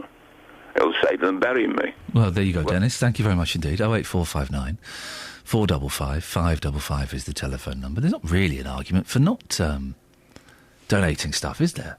Really? You'd have to. Where's our next guest? What's happening? The phone's off. Good morning, Janet. It's Kelly at BBC. It's one of those days, isn't it? Just giving you a call for your interview. Can you give me a call? Might be. I'm just listening. Okay, okay, well, I could do my new single. A woman's place is in the home. Let's have a look at the front page of the newspaper, shall we? It's one of those days. You know those days when you kind of get mugged off a little bit? It's one of those days. It's one of those days. The front page of the Times. Would you eat rabbit? What? How the humble bunny has become the foodie's favourite dish. Oh. Labour's spending spree to cost £25 billion. Top think tank exposes sleight of hand by balls. Labour has quietly drawn up spending plans that would allow it to borrow £25 billion more than the Tories after the next election, despite promising to match George Osborne's pledge of clearing the deficit. Smoking in cars with children set to be banned. We talked about this. Smoking in cars carrying children is on the road to becoming illegal. Good. If you do it, you're a bad parent. You smoke in a car with a kid, you are a bad parent. You don't even deserve to have kids if that's what you're going to do to them. A Downing Street source revealed that MPs will be allowed to vote with their conscience when the proposers should they always vote with their conscience? I know they're kind of told what to do at certain times. But what happened to MPs with personality and MPs with their own, following their own ideas? A Downing Street source revealed that MPs will be allowed to vote with their conscience when the proposal returns to the Commons in the coming weeks. Labour, Lib Dem and crossbench peers united to defeat the government by 25 votes. If you smoke in the car with your kids, you are a bad parent. It is abuse. The Daily Telegraph. Troops sent in to flood-hit areas. What? The army is to be sent to Somerset in an attempt to relieve villages left stricken by floods. The army? Haven't they got better things to do? Really? You would think, wouldn't you? And going and putting down a few sandbags and getting a few old deers in those inflatable dinghies. There's that lady playing darts there. We've cracked it. Scientists announce breakthrough treatment for nut allergies. Really? Go and find a cure for cancer. Or, a disease or something. Scientists have claimed they have discovered a breakthrough treatment for nut allergies. The team from Cambridge said it had developed an immunotherapy formula after 5.5 years of trials on children. They tried this nut stuff on children? Is there no decency in the world anymore? As a result of the project, a majority of youngsters who are allergic to peanuts were able to eat them without dying. Researchers at the... Great news, guys, great news. So some kids can now eat peanuts and we can all eat peanuts on an EasyJet flight. That's what that means. The Independent... oh dear. Oh, what a horrible picture. What a horrible picture. There's a picture of a gentleman holding what looks like a white sheet, and then you read the caption: a man holds the shrouded corpse of a 1-year-old boy who reportedly died of hunger in the Yarmouk Palestinian refugee camp in southern Damascus earlier this week. Oh, dear.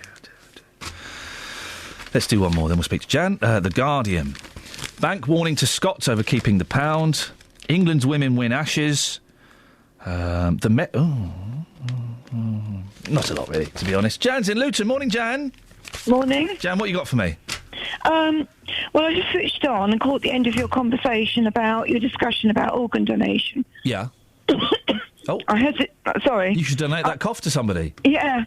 I hesitated to ring at first, but I thought I would because I thought this might encourage people to donate. My mother died very recently, but she had a kidney transplant 45 years ago. And I just wanted to say that, had she not had that transplant, I wouldn't have had a mother for that 45 years. So, I think it really is important. She had one of the first ones. It was filmed to teach other students. But, if she hadn't had that kidney transplant, I would have had no mother for the last 45 years. And luckily, she lived to 84 because of it. Can I ask you, you say it was filmed? Pardon? You say it was filmed? Yeah. Have you watched the film? No, I don't know whether you're allowed to do that. Oh, okay. Well, I would have thought if it's your mum, you could possibly... I'd be fascinated to see something like that if it was my mum. No, they... obviously it's done anonymously and they asked permission. No, right, but okay. They did it to send to teach South African students at the time. Your mum, as well as having her life extended, has probably helped save other lives as well by being filmed. Yeah, exactly, yeah. I can't think of one good reason, Jan. I can't think of one good reason why people wouldn't want to donate their bits and pieces. No. I wouldn't have had a mother for the last 45 years if it hadn't been for somebody who was, willing to donate that kidney, because she had her other kidney removed as well. Oh, dear. She was living just on that one transplant kidney. Deary me. So, it's, I'm just so grateful to the person who did that. I don't know who it was, but if they hadn't been willing to do that, then, as for people that are talking about, they would be willing to give a kidney when they die, you can actually give a live donation because if you're a healthy person, you can live on one kidney. Now, see, my reluctance to do that would be, if I go and give a kidney, because they changed the law that you can just give a kidney. A few years ago, you couldn't do it. If you didn't know the person. But they've changed the law so you can now. My reluctance to that would be, if I give a kidney now, what if one of my boys needs a kidney in 10 years' time? Then I've kind of scuppered his chances a little bit, haven't I? Yeah, you have. It's a big decision to make. Yeah, of course it is. Jan, listen, I'm sorry for the loss of your mum, but thank you very much for that story. It's altruistic organ donations, I think they call them. And up until really recently, they were illegal. You couldn't just go in and say, hey, anybody need a kidney? Because I've got one going spare. You couldn't do it. John Ronson wrote a brilliant article about some people who wanted to do it, actually. And they've changed the law, so now you can. But I would be reluctant to do it. I would be reluctant to do it, just in case my boys need one. You know, or their boys need one, whatever. Steve! Good morning, Ian. How are your kidneys, Steve? Mine are all fine, I hope. Yeah, good. What kidneys clean? Are kidneys the ones that clean your wee-wee? Or is that, I believe so, They do something with your wee-wee, don't they? Yeah, liver's the, something else, isn't it? Yeah, something else. Hey, here's... All right, what does the pancreas do? That doesn't do anything. Does it do something? It regulates your insulin, doesn't it? It regulates your insulin? Steve, Steve, who is a qualified milkman, is disputing that. Oh, I thought it had something to do with your insulin. Kelly Betts is just saying something. Train station. Thank you very much indeed. 08459 455 555. What does your St Pancreas do? Please, dear listeners. Steve. Yes. What? I'm not donating anything. What? I'm not donating any part of my body. Oh, that's a little bit selfish. My body has been promised to another. Oh, God, what's that? What are you doing? Are you going to be like one of those works of art? So my body is not a work of art. No, when I die, my body is going to go to the MS Society and they can cut up and find out about things. That's what. So they can experiment on a non-MS body to an MS body. You're giving the whole thing, the whole kit and caboodle. Yeah, I don't know what they do with it. I don't know if they, like, when they finish, they throw the bits out or they can pass them off. I don't really know. I haven't looked into it. I must find out. Yeah, you think you would. Now, you're doing this, of course, because your missus has got MS. She has. And how easy is it to do that? Do you just phone them up and say, all right, listen, I've got a body going spare. Do you want it? I think that's basically it, yeah. Wrong, you only have to fill out a form, I suppose. Well, you've really looked into this, haven't you, in great detail? Yeah. Do you not get any money for it? You should get a few grand for that, surely. No, that's terrible. Because if you start getting money into the mix, then people are going to abuse the system, aren't they? They're going to knock off the family to get some money. Steve, thank you very much indeed. I've got to end it there because we're out of time. 7:29, BBC Three Counties Radio. Let's get the travel. Travel news for beds, cards and bugs. BBC Three Counties Radio. Morning. It's looking slow on the A1M heading south between junction 8 for Hitchin and 7 Stevenage. There's one lane blocked also on the M1 if you're heading northbound up towards Milton Keynes. That's because of a broken down car on the M1 between junction 9 for Redbourne and junction 10 Luton. Also, the major roadworks to look out for are on the M1 Luton Spur in both directions between junction 10A, the Kidneywood roundabout, and junction 10 Luton Airport Spur Road. And there are also queues on the A405 North Orbital Road at the M25 junction 21A roundabout. Kate Mason, BBC Three Counties Radio. Thank you very much, Kate. Right, 7:30, let's get the news and sport now. Here's Jane. Across beds, hearts and bugs. This is BBC Three Counties Radio.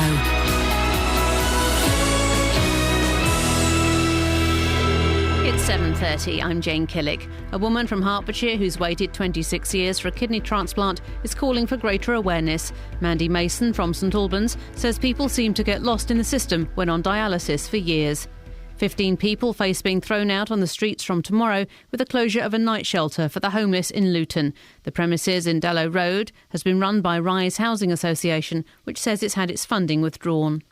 The Wolverton Health Centre has finally welcomed its first patients after a string of delays. It was originally due to open in November, but problems with the furniture, the lift, legal guidelines and building regulations kept the doors closed. The weather, another cloudy and damp day with rain or drizzle and a high of 7 Celsius. On to sport, and in football, Watford resumed championship action with a televised trip to Nottingham Forest this evening. Manager Beppe Sanino wants them to repeat the form which saw them take a 2-0 lead at Manchester City in last Saturday's FA Cup tie. Here's goalkeeping coach Alec Chamberlain. First half, Beppe has said that was the best performance that he's had under him so far. He's learnt a lot about the players. Obviously, still things to improve on, but a real performance to build on for the future. And in the Championship, obviously, is now our focus. And there's full commentary on Watford at Nottingham Forest in Three Counties Sport from 7. Meanwhile, Italian team Genoa are reporting that Watford have signed their Hungarian midfielder Daniel Toza on loan until the end of the season. Manchester City are back on top of the Premier League after achieving a 5-1 victory over Tottenham at White Hart Lane. Spurs were down to 10 men after defender Danny Rose was sent off. Chelsea are 3 points behind the leaders as they were frustrated by West Ham in a goalless draw at Stamford Bridge. And in Formula One, the Milton Keynes-based Red Bull team had a frustrating start to pre-season testing in Spain. World champion Sebastian Vettel completed just 11 laps over the first 2 days in his new car. Teams had warned that the complexity of the new engines would lead to problems. BBC Three Counties News and Sport. I'll be back with a full bulletin at 8. Across beds, hearts and bucks. This is Iain Lee. BBC Three Counties Radio. So, today's show feels a bit... in some ways we've been sold a pup, in some ways I feel it's a bit... I mean, you know... When life hands you lemons, make lemonade. Yeah, but lemonade... Then slap a bit of gin in. Lemonade from real lemons is horrible. Is it? That's not proper lemonade. It's not fit. Guess what they were advertising on telly yesterday when I was sharing a dressing room with Barry from EastEnders? Oh, tell me. Right, I was showing... Oh, sorry, yeah. I was sharing a dressing room with Barry from EastEnders, and the fact that we're sharing a dressing room means that we're both big stars, because we're big enough to share dressing rooms, whereas the small stars, the ones that are needy, they get their own dressing rooms. What was in your dressing room? Television and some Haribo. Did you ask for some to be picked out? No, I just dived straight in there. Oh. But so they're advertising on television... I'll throw something at you first, Kelly. I'm going to do the first line of a jingle, although this wasn't the jingle, but you'll get this straight away, Catherine. Get busy with the fizzy. Some sort of a drink? Some sort of a drink. Catherine, get busy with the fizzy. Soda Stream. They were advertising Soda Streams.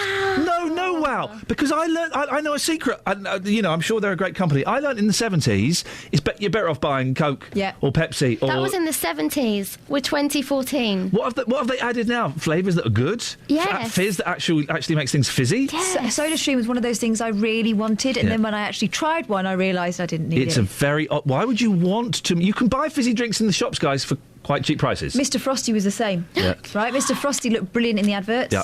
When you actually got it, it's rubbish and quite hard. Yeah.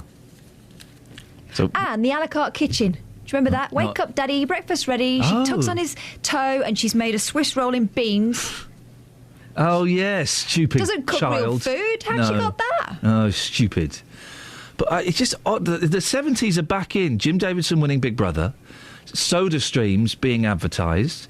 Gilbert O'Sullivan making political points. Do you remember those action figures that would punch each other in the chest just be and careful. dent? We're very close to talking about old toys. Oh, right, sorry. Just be careful. We've got to squeeze in the legalisation of cannabis in a bit. So and white dog poo. I just feel today's show... Oh, I know what we could do. Yeah. Spoilt pets. Oh, yeah, go on. Do you remember what happened when we were watching that person walking their dog outside the cafe yesterday? Oh, for goodness sakes, you missed this. We went to Prisoners for a fry-up. It was great. I missed it. Huge dog. It was like, wasn't it? Well, first of all, we were laughing at this Jack Russell in a coat, weren't we? And then behind tiny. It came a St Bernard being walked by massive a woman. Yeah, we later discovered. And oh god, this was as awful. we were watching, it started to squat, and we said, "Oh, really? What we want with our fry-up is this." He was eating it. You weren't eating a sausage. I think Justin might have been. Yeah, he cut it in up. public. He cut it up. I was going to say. She got the plastic bag out, so we're thinking, good, she's a responsible dog owner. Yeah. She caught it before it hit the floor. She squatted behind the dog and put the bag underneath the dog's bottom. That's a really good idea. No, it's not. She doesn't have to physically touch it. Who owns who in that scenario? Nobody got away with any dignity. The dog, neither the dog, the woman owner, or us watching it. If I had a dog, I would tie a bag to its tail. Nappies. So that you can when get it dog went, nappies. Yeah, you can get just dog plop nappies. it in there. No, it was the most... it was horrible. Why would you do that? You get the bag, you put your hand in it, turn it inside out, why don't you pick it up off the floor? My sister's cat is possibly one of the most spoiled animals in the world. And my mum, when it comes to stay, will wipe it. The wet wipes.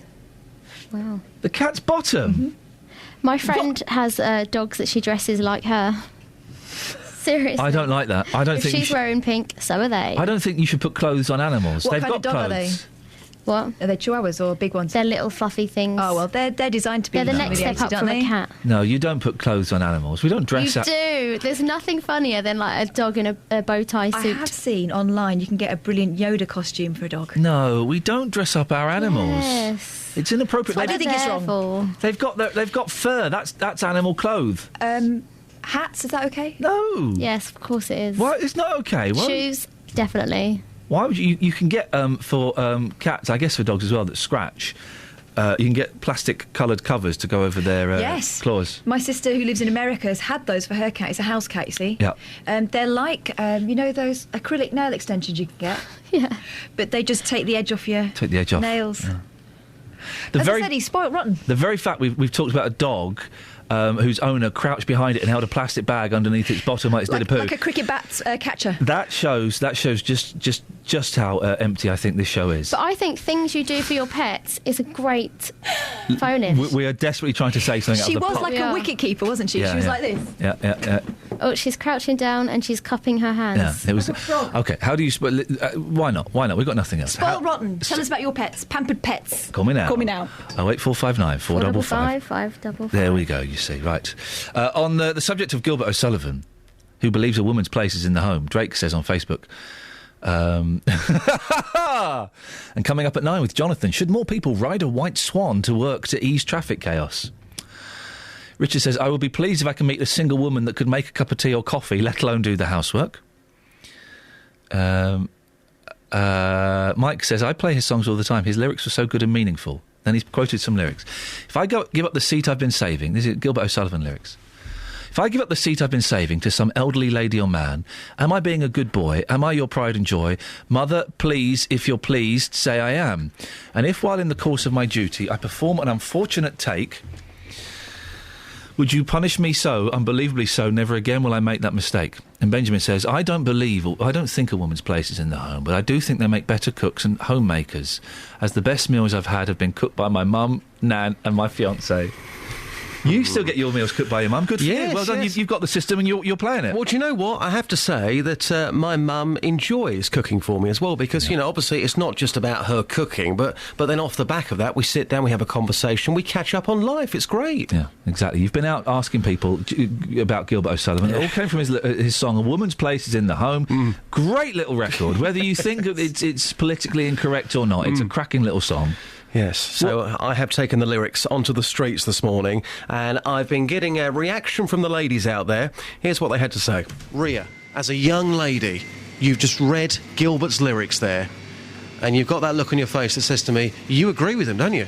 I do, yeah. I think a woman's place is within the home and every single part of that is right, really, about the kids and... having a bit of a moan, really.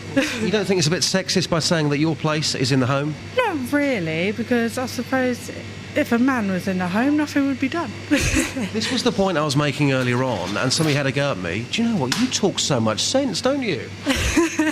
Well, I'm coming from experience, to be honest. Now, with this track, do you think Gilbert should maybe re-release this? It's still relevant in the year 2014? I suppose so. I mean, I don't think anyone would have anything against it, because every woman will agree. I think every man would agree as well. Nahida, here we are talking about Gilbert O'Sullivan. This is fantastic. There's his song. He's saying that a woman's place is in the home. Has he got a point? I think Gilbert O'Sullivan wrote it back in either 1920s or a century and a half ago.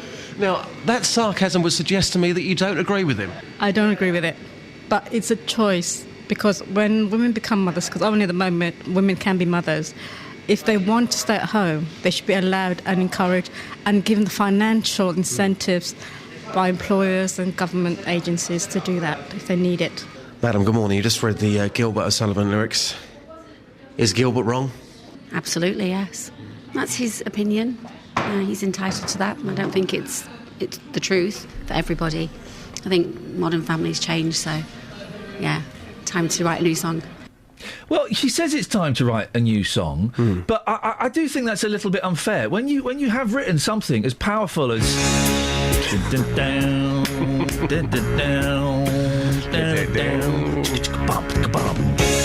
I mean, it's a cracking little... Great intro as well. Isn't it wonderful? Yeah. There we go. Builds up to it. Let's have a listen. And then he talks sense. I may be old-fashioned, so what if I am? I'm not any different to any other man. I'm not one of those who look for blood from a stone.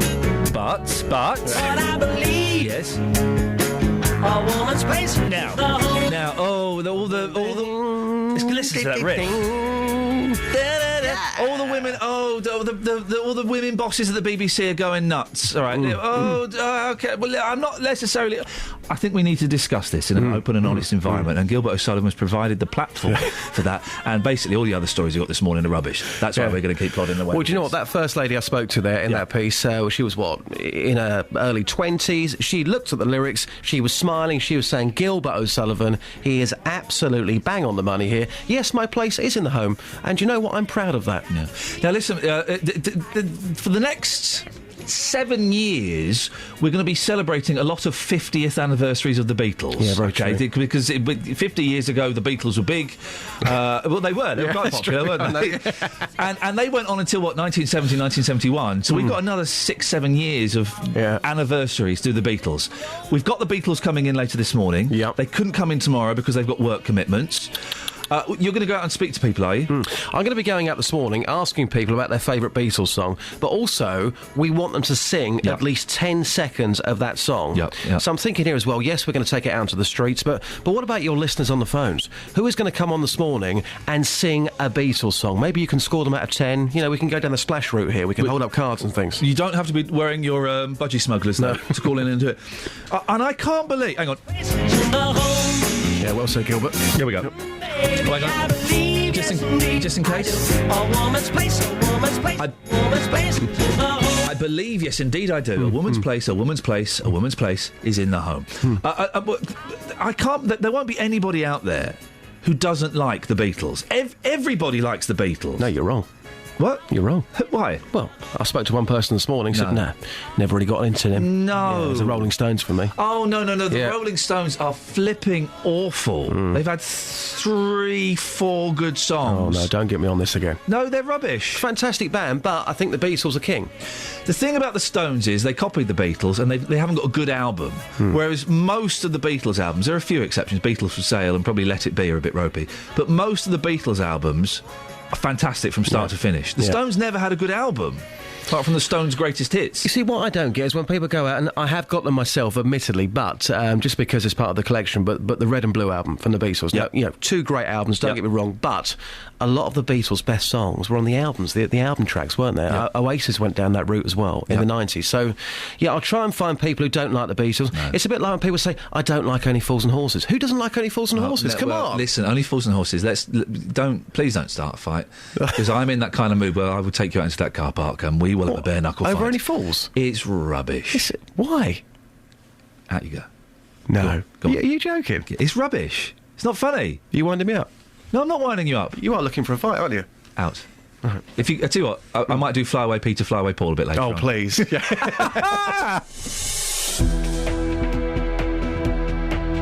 that's the wrong thing. Hang on a second. Don't panic. We can... It's just one of those shows today where, you kind of think, shall we sack it off? Travel news for beds, cards and bugs. BBC Three Counties Radio. Good morning. There's a lane blocked on the M1 heading northbound. That's because of a broken down vehicle between Junction 9 Redbourne and Junction 10 Luton. Also major roadworks on the M1 Luton Spur in both directions between Junction 10A, the Kidneywood roundabout, and Junction 10 Luton Airport Spur roads. That'll affect you if you're travelling to or from Luton today. Looking very slow on the M25 anti-clockwise between Junction 21 for the M1 and 16 for the M40. And on the trains, there are delays of up to 25 minutes on Chiltern Railway between Marylebone and Aylesbury. That's because of an operating incident at Rickmansworth. And also severe delays on the Metropolitan line between Harrow-on-the-Hill and Watford, Chesham and Amersham. That's because of signalling problems earlier at Moore Park. Kate Mason, BBC Three Counties Radio. Kate, thank you very much. 7:46. Thursday, the 30th of January. I'm Iain Lee. These are your headlines on BBC Three Counties Radio. A woman from Hertfordshire who's waited 26 years for a kidney transplant says people on dialysis get lost in the system. A night shelter in Luton is closing tomorrow, leaving 15 homeless people with nowhere to stay. In football, Watford are in Championship action tonight when they play away at Nottingham Forest. 08459 455 555 is the phone number. Let's get the weather now. Here's Sarah Thornton. Beds, Herts and Bucks weather. BBC Three Counties Radio. Thanks very much indeed. Hello, very good morning to you. We start with rather chilly weather this morning, and that's the story for the day today. It's going to feel cold again. Not quite the complete deluge that we saw yesterday, a complete washout, but we are looking at more showers right across the three counties through the day today. So we start temperatures around 2 or 3 Celsius. We're not going to get much higher today than 5 or 6 degrees, so it will feel cold. We've still got that nagging easterly wind, which isn't particularly strong, but just giving a slightly raw edge to the weather as well. And as I say, further showers to come for the three counties, but there will be drier interludes and potentially just by the end of the afternoon a smidge of brightness coming through here and there. But cater for those showers right the way through the day today. They start to die away overnight, and then through the night tonight temperatures will fall away down to 2 or 3 Celsius, but we'll keep quite a bit of cloud around. It means tomorrow morning, rather than frost being an issue, we'll be looking at the possibility of a bit of mist, maybe even some fog patches here and there, and a slow start, quite a grey start to the weather for tomorrow too. Now we'll be dry through the first half of the day tomorrow, but in the afternoon we've got a spell of wet and windy weather moving in from the west, and once it's in probably about 2 or 3 o'clock in the afternoon into the western parts of our region, and then we'll see it with us through the rest of the day into the evening and the first hours of Saturday morning too. It will clear away though, and once it clears away the weekend is looking pretty settled actually. Mostly dry across Beds, Herts and Bucks through the weekend. On Sunday even some sunshine to come through, fairly breezy on Saturday with highs of 7 degrees, but on Sunday possibly up to 8 Celsius with lighter winds from a southwesterly direction, all shaping up to be much more settled than through this weekend. But as I say, Iain, for today, further showers around. Yay! Oh no, I mean no! Saying that, I like a good shower. And I don't like people that use umbrellas. I told my team off yesterday as we were going for a fry-up after coming back after seeing a dog having its faeces caught in a Tesco's shopping bag. They had these big golfing umbrellas walking down the street like they're Daddy Warbucks. I don't know why. That's the only person I could think of. Is he a famous umbrella user? He's got attitude. He walks down the street like he owns it. He does own everything. He'd have someone holding it. Punjab would be holding it for him, wouldn't he? Punjab? Yeah, that was his manservant with the turban. But big umbrellas, I only have an umbrella if it's chucking it down. I mean, really, and even then I'm not that bothered about it. I like a little bit of drizzle on me. But I hate people with umbrellas because when you're walking down the street with an umbrella, we really are that devoid of content. When you're walking down the street with an umbrella, it's your responsibility to move that out of the way for me. It's not my responsibility to duck and dive and move. If someone's coming, you should lift the umbrella up or tilt it to the side or even lower it completely. Have you had a bad experience with a spoke? The Six Nations. It's not just about rugby. It's about rivalry. Everything riding on this game. Lose, you're staring at the abyss. It's about nations. A bit of pride there. That's what they're living off at this moment in time. Your nation. Into the corner! Magnificent victory! Because our fiercest rivals are those who are closest. A monumental game for the nation. This is hard-edged rugby. The Six Nations starts Saturday afternoon across the BBC. Keisha's back. Morning, Keisha. It's not Keisha. Iain. It's Kasha. Kasha? Yes. Well, it says Keisha on my screen, so can I call you Keisha? Not really. Well, it's like calling me, anyway. Well, it's like calling you what? It doesn't matter. Well, it does a little bit because no, it does a little bit. Sorry? I want to complain. About what? About you. You're so boring lately. You're not funny. Sorry? All you do is mourn. Huh? You're not prepared for the show. All you're saying is, I don't know what we're meant to talk about today. Well, I know what we're meant to talk about today. We're meant to talk about the fact that apparently there are a shortage of kidneys for black people. Turns out that's not the story. Yeah, but if you don't talk about death, the other day you talk about kidneys. Kidneys? Have something fun. Kelly is so funny. Put Kelly on. Sorry? Yeah, she's prepared. Mum? All right, all right, Is that you, Keisha. Mum? You've asked for this. It's Kasha. You've asked for this, Keisha. Kelly's on. Just watch the radio die. It's not. Listen, December was great. When I listened to it, I was looking for it in the morning. I thought, yeah, let me get to the car, put on BBC Three. Counties now Radio. I'm in the car, and I'm thinking, oh, God, I'm going to have to swap it to Magic again because Iain is so boring. All right, OK, this is a serious complaint. That is, and last time I was on the radio... Button it for a second. You stopped talking to me, and I was talking to some random guy. I have no idea. I didn't even know about. I have no idea what that was referring to, Keisha. I know, and I know you know, and Kelly knows. I have no idea what you're talking about. After that, I complained to her as well, and none of my complaint seems to work. No. Boring. Yeah. So, what should we be doing then to make the show more fun? The fun it was in December. Oh, I don't know. I don't. Have you got the contract signed yet? Not yet. No. There you go. So they won't sign it. Well, carry on. We have a verbal agreement. Nothing. It's like calling me Keisha. Well, Keisha, what do you think? Keisha. Is it, sorry? Keisha.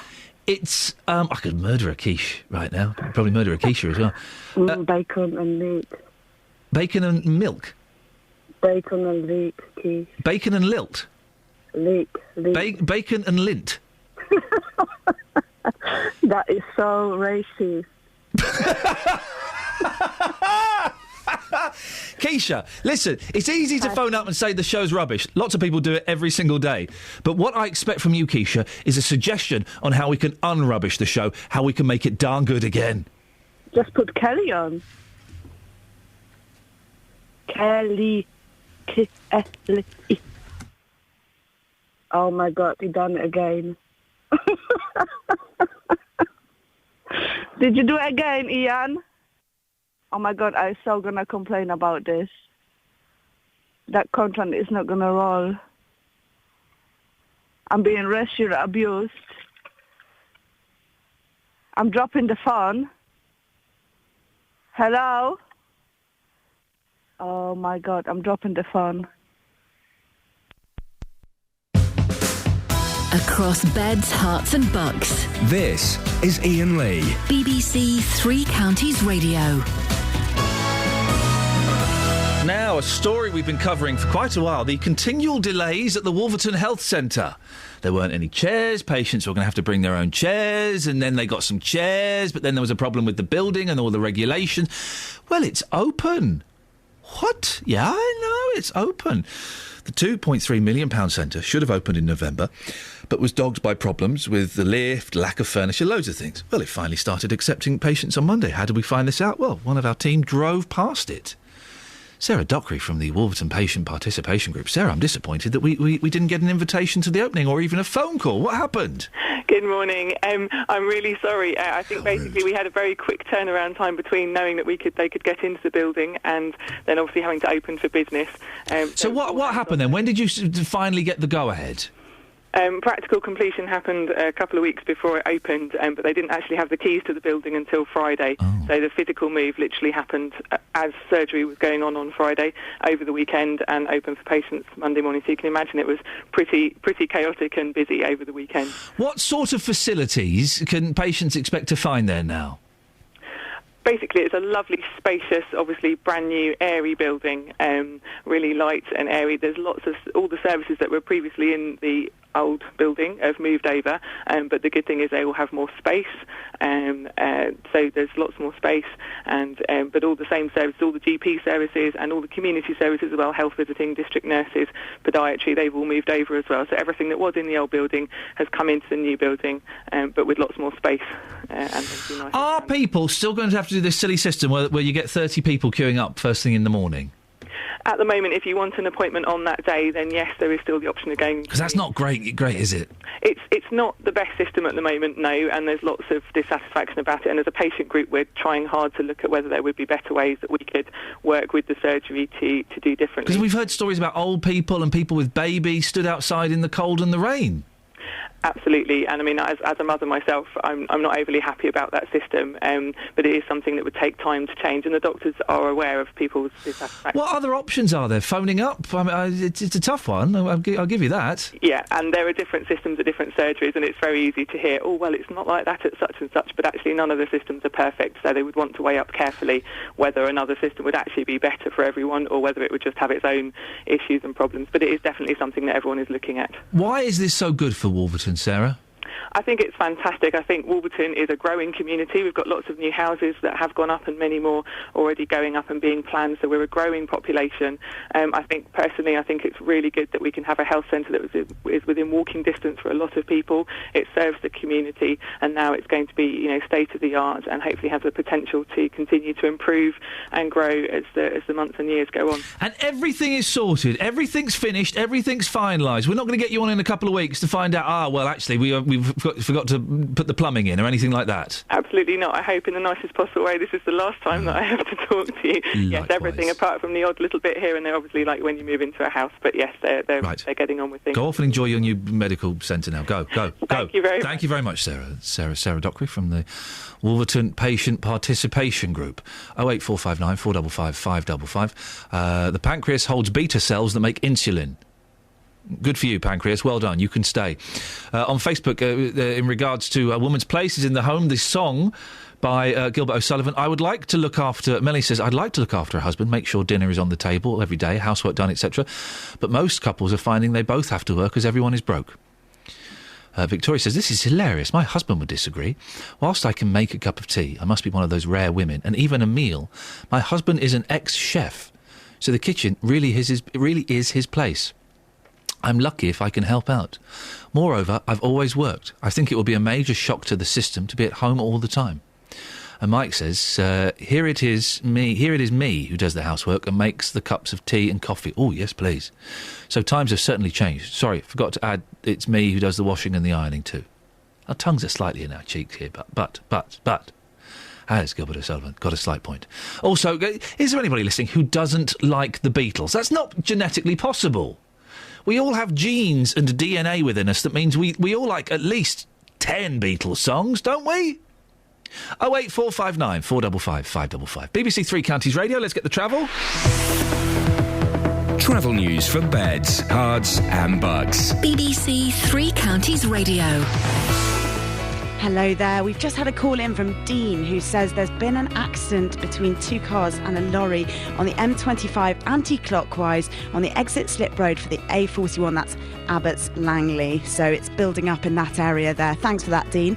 Also, one lane blocked because of a broken down vehicle on the M1 heading north between Junction 9 Redbourne and Junction 10 Luton. Also, those major roadworks on the M1 Luton Spur in both directions between Junction 10A Kidneywood Roundabout and Junction 10 Luton Airport Spur Road. That's actually causing build-up in that area as well now. And there are delays of up to 25 minutes on the trains on Chiltern Railway between Marylebone and Aylesbury because of an operating incident at Rickmansworth. Kate Mason, BBC Three Counties Radio. Kate, thank you very much indeed. Coming up in the next hour of the show, who knows what? We're talking about pampered pets, A Woman's Place, and the Beatles are coming in live. Local and vocal across beds, hearts and bucks. This is BBC Three Counties Radio.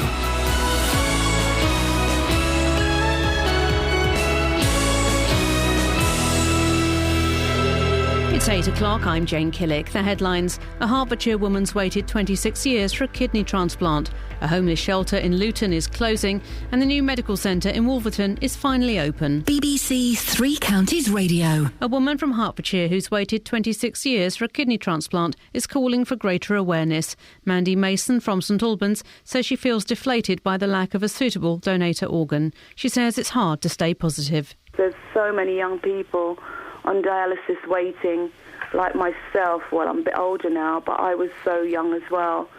And people are getting lost in the system. I see young people coming dialysis, they're so drained and down. Specialist military vehicles could be helping flood victims in Somerset by the end of the day after the County Council asked the government for help. Military planners are starting work in the Somerset levels where thousands of acres of land are underwater. 15 people face being thrown out on the streets with the closure of a night shelter for the homeless in Luton. The premises in Dellow Road has been run by Rise Housing Association, which says it's had its funding withdrawn. These homeless shelter users face some difficult decisions. I suffered violence through family, so I had no choice but to leave. But if I knew this was going to happen, I should have rather suffered the violence, to be honest with you. We've got nowhere at the moment. We've got nowhere to go. It's hard, isn't it? You need a deposit for a start, and some people haven't got deposits. They're trying hardest to find a home and not just put them in the street when they're in the night shelter. The Home Secretary, Theresa May, has tabled a last-minute amendment to the immigration bill, which is due to return to the Commons today. The change would enable her to strip foreign-born terrorism suspects of their British citizenship, even if it leaves them stateless. She already has the power to remove UK passports from suspects with dual nationality. A jury has heard how a young man was fatally punched outside Escape in Milton Keynes. Joseph Kent had been out for the night last January, celebrating his wife's birthday. Lee Agnew reports. The court was told that Mr Kent was in a queue outside KFC when he got into a confrontation with 3 men who'd insulted his wife. During the fight, the 24-year-old was punched twice in the head, the second punch causing the fatal injury. 25-year-old Samir Boston from Middleton is pleading not guilty to manslaughter.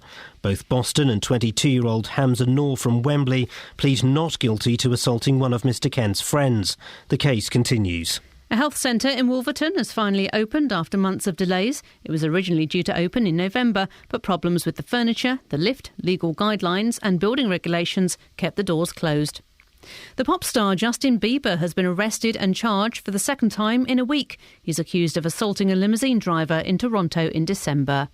And in football, Watford travel to Nottingham Forest tonight for a televised championship match. The weather, mostly cloudy and damp with rain or drizzle in a chilly breeze and a high of 7 Celsius. And get the latest news and sport online at bbc.co.uk/3 counties.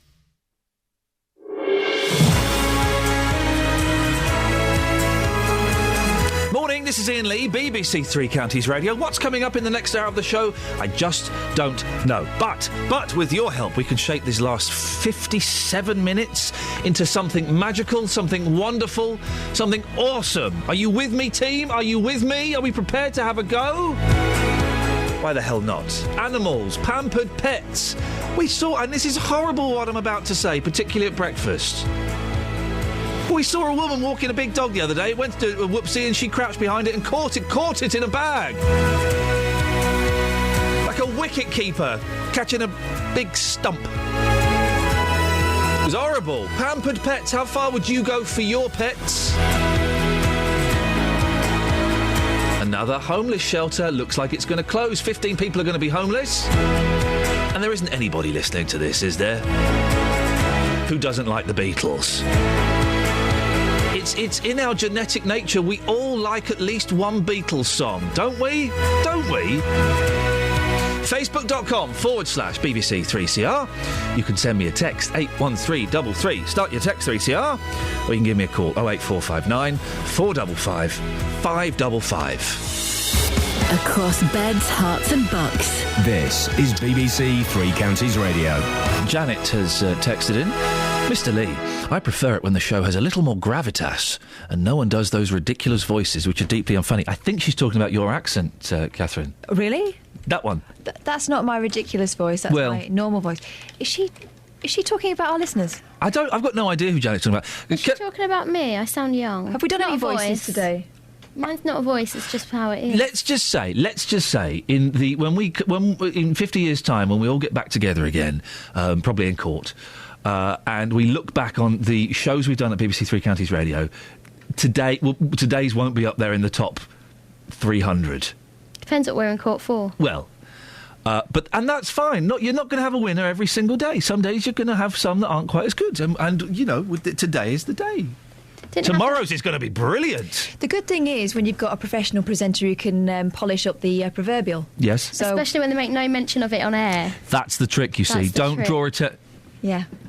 Get your duster out and get on with it. Right, yes. Thank you very much indeed. 08459 455 555 is the telephone number. Jane's in Milton Keynes. Morning, Jane. Good morning. Jane, what have you called in about? I'm just phoning up about the Luton Health Centre. Oh, it's great news. It's open. You must be really excited. Excited? Yeah, I'll be excited when people are not lining up for hours out the front. Oh. Yes. So no, I'm not excited because they need to get their act together. This has been going on for years. People have been complaining about it for years. They need to either sack the management and put a new management in, or find different ways of people so that people can make appointments in the morning. So have you queued up outside, Jane, to get an appointment? I do with my mum. Yeah. With your mum? How old's your mum? She's 80. Sorry, and you're queuing up with your mum outside for a doctor's appointment, and she's 80 years old? Yeah, we were there a couple of weeks back, and you were on air about it then, and there was a man there, and I think he was 99, and he was queuing up as well to get an appointment, and it's disgusting. It's disgusting. These people get paid to have patients, and they should be looking after their patients and not lining their own pockets. They need to set up something so that people can make an appointment in the morning. Either do it online or have a special hotline for elderly patients and vulnerable. Well, that's the thing. If they did it online, that could possibly exclude, your mum and that 99-year-old gentleman. Yeah, but we've just got on a laptop now, so... Oh, really? Really? Is she on Facebook or anything? No. Don't get. She'll just get set. Don't let her go on a thing called chat roulette, Jane. That would be a nightmare. She'd have a heart attack. I'm trying to think. My doctor's surgery. You phone up, and you phone up, and then quite often what they'll say, if it's a real emergency, they'll get you in, or I think they have a thing where you can go in early in the morning and sort of wait to be seen, but you don't queue up outside. There's no queuing outside. You get to sit in the waiting room. Well, what happens with Mutt, what we've been doing, I leave my house, I go and pick her up, take her to the surgery to get her appointment, and then sometimes she might have to come back later on to go to the doctor, or she'll have to wait to see the doctor. And this has been going on for years, and it's a ridiculous situation, and it's just shoddy management who really don't give a toss about the patient. Jane, thank you very much.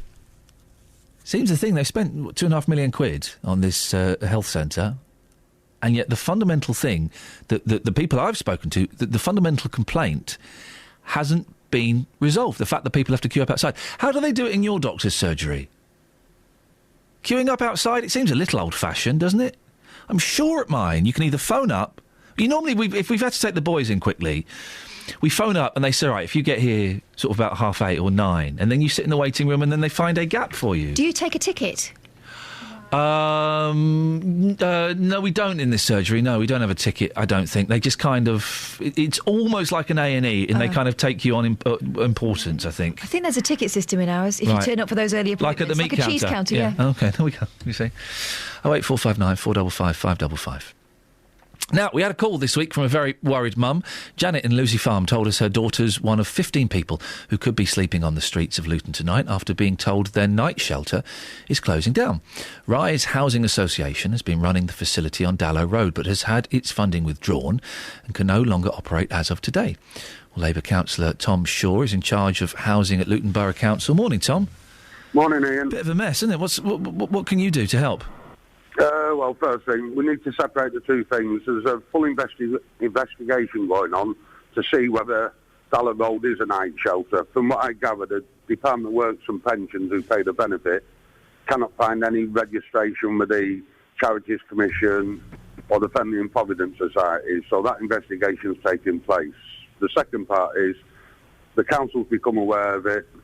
I don't know if you know, we operate a night shelter, an emergency night shelter in Luton during the winter, with some of our partners from the charities sector, and we're opening it early. Negotiations have taken place, so if this place on Dallow Road does close on Friday, the emergency night shelter will be open from Friday as well.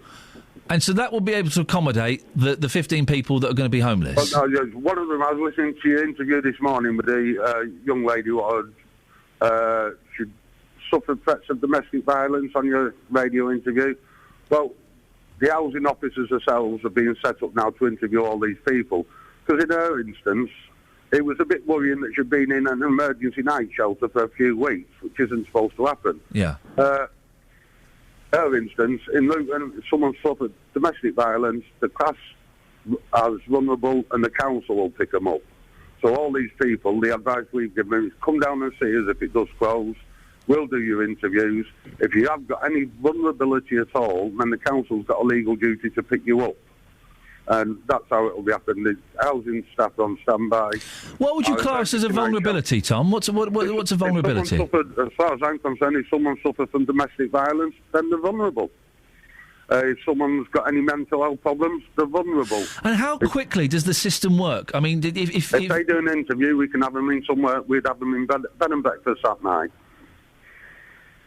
Now, isn't it interesting? Because we hear so many stories about how how can you afford to do that? We can't. Bills just getting bigger and bigger and bigger. The stupidity of all this with the changes in the housing benefit bills is the Department of Work and Pensions washes their hands of it all. The same as when a care home closes. People don't realise just what the council has to do. No, this is a private business what's closing on Dollar Road.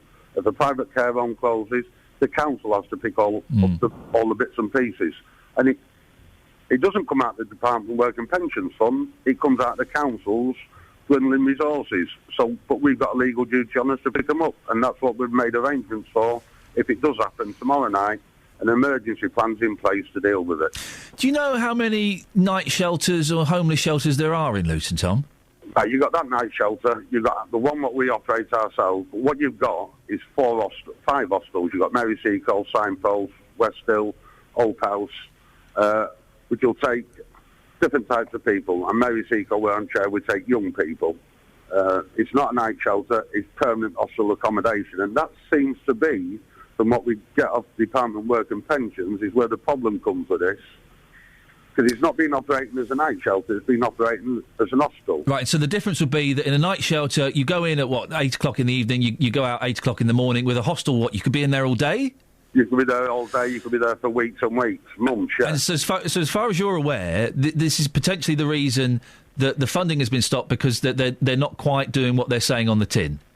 Exactly, but I understand that the department, there's all sorts of investigations taking place. Okay. One of them is, it's only what I got told yesterday myself, is that they've asked for the books and they've asked for the set of accounts. Well, if there are investigations, let's not go too far in there, but we'll certainly look into that. It must be a worry for, that we have such a homeless problem in Luton. Luton, Milton Keynes, everything. You've got another hostel under threat in Itchen at the moment. That's threatening to close. St Mungo's. Again, staff have got to be paid. They're entitled to the wages, but they aren't getting the housing benefit anymore. What they need to pay the staff. So the Itchen one's under threat as well. Tom, listen, it's always good to talk to you. I appreciate your time. Thanks very much. No problem at all. Bye. There we go. Labour councillor Tom Shaw. I like Tom Shaw. And you're not supposed to have favourites. But I like Tom, even if I disagree with him sometimes, which I do frequently. But I kind of get, unless he's playing a very good game, I kind of get the impression from Tom, he's telling you, he's not giving you any, he's not been on any of those PR courses, has he? No, he'll tell you whether you like to hear it or not. Yeah, he kind of tells you it straight. And I've argued with him, and I've agreed with him, and he doesn't start it off with, well, thanks, Iain. First of all, I'd just like to thank you and your listeners for giving me the opportunity to say, you can imagine someone saying, Tom, I really think you should... there's a PR course at the weekend. I really think you should probably go, get lost. You can imagine you get the same answer as you would if you stopped him in the street. Yeah. Tom, thank you very much indeed. 08459 455 555. It's 8:15. Let's get the travel news. Travel news for beds, cards and bugs. BBC Three Counties Radio.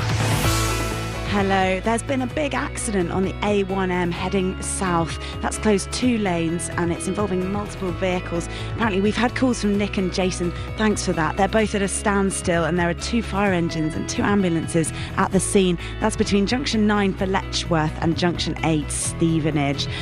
Major roadworks on the M1 Luton Spur in both directions between Junction 10A Kidneywood Roundabout and Junction 10 Luton Airport Spur Road. That's causing build-up in that area at the moment just because of those roadworks there. And also there are delays of up to 25 minutes on the Chiltern Railways between Marylebone and Aylesbury. That's because of an operating incident at Rickmansworth. Kate Mason, BBC Three Counties Radio. Kate, thank you very much. It's coming up to 8:16. It's Thursday, the 30th of January. I'm Iain Lee. These are your headlines on BBC Three Counties Radio. A night shelter in Luton is closing, leaving 15 homeless people with nowhere to stay. The health centre at Wolverton has finally opened after months of delays. In football, Watford are in championship action tonight when they play away at Nottingham Forest. The weather mostly cloudy with rain or showers and feeling cold. BBC Three Counties Radio.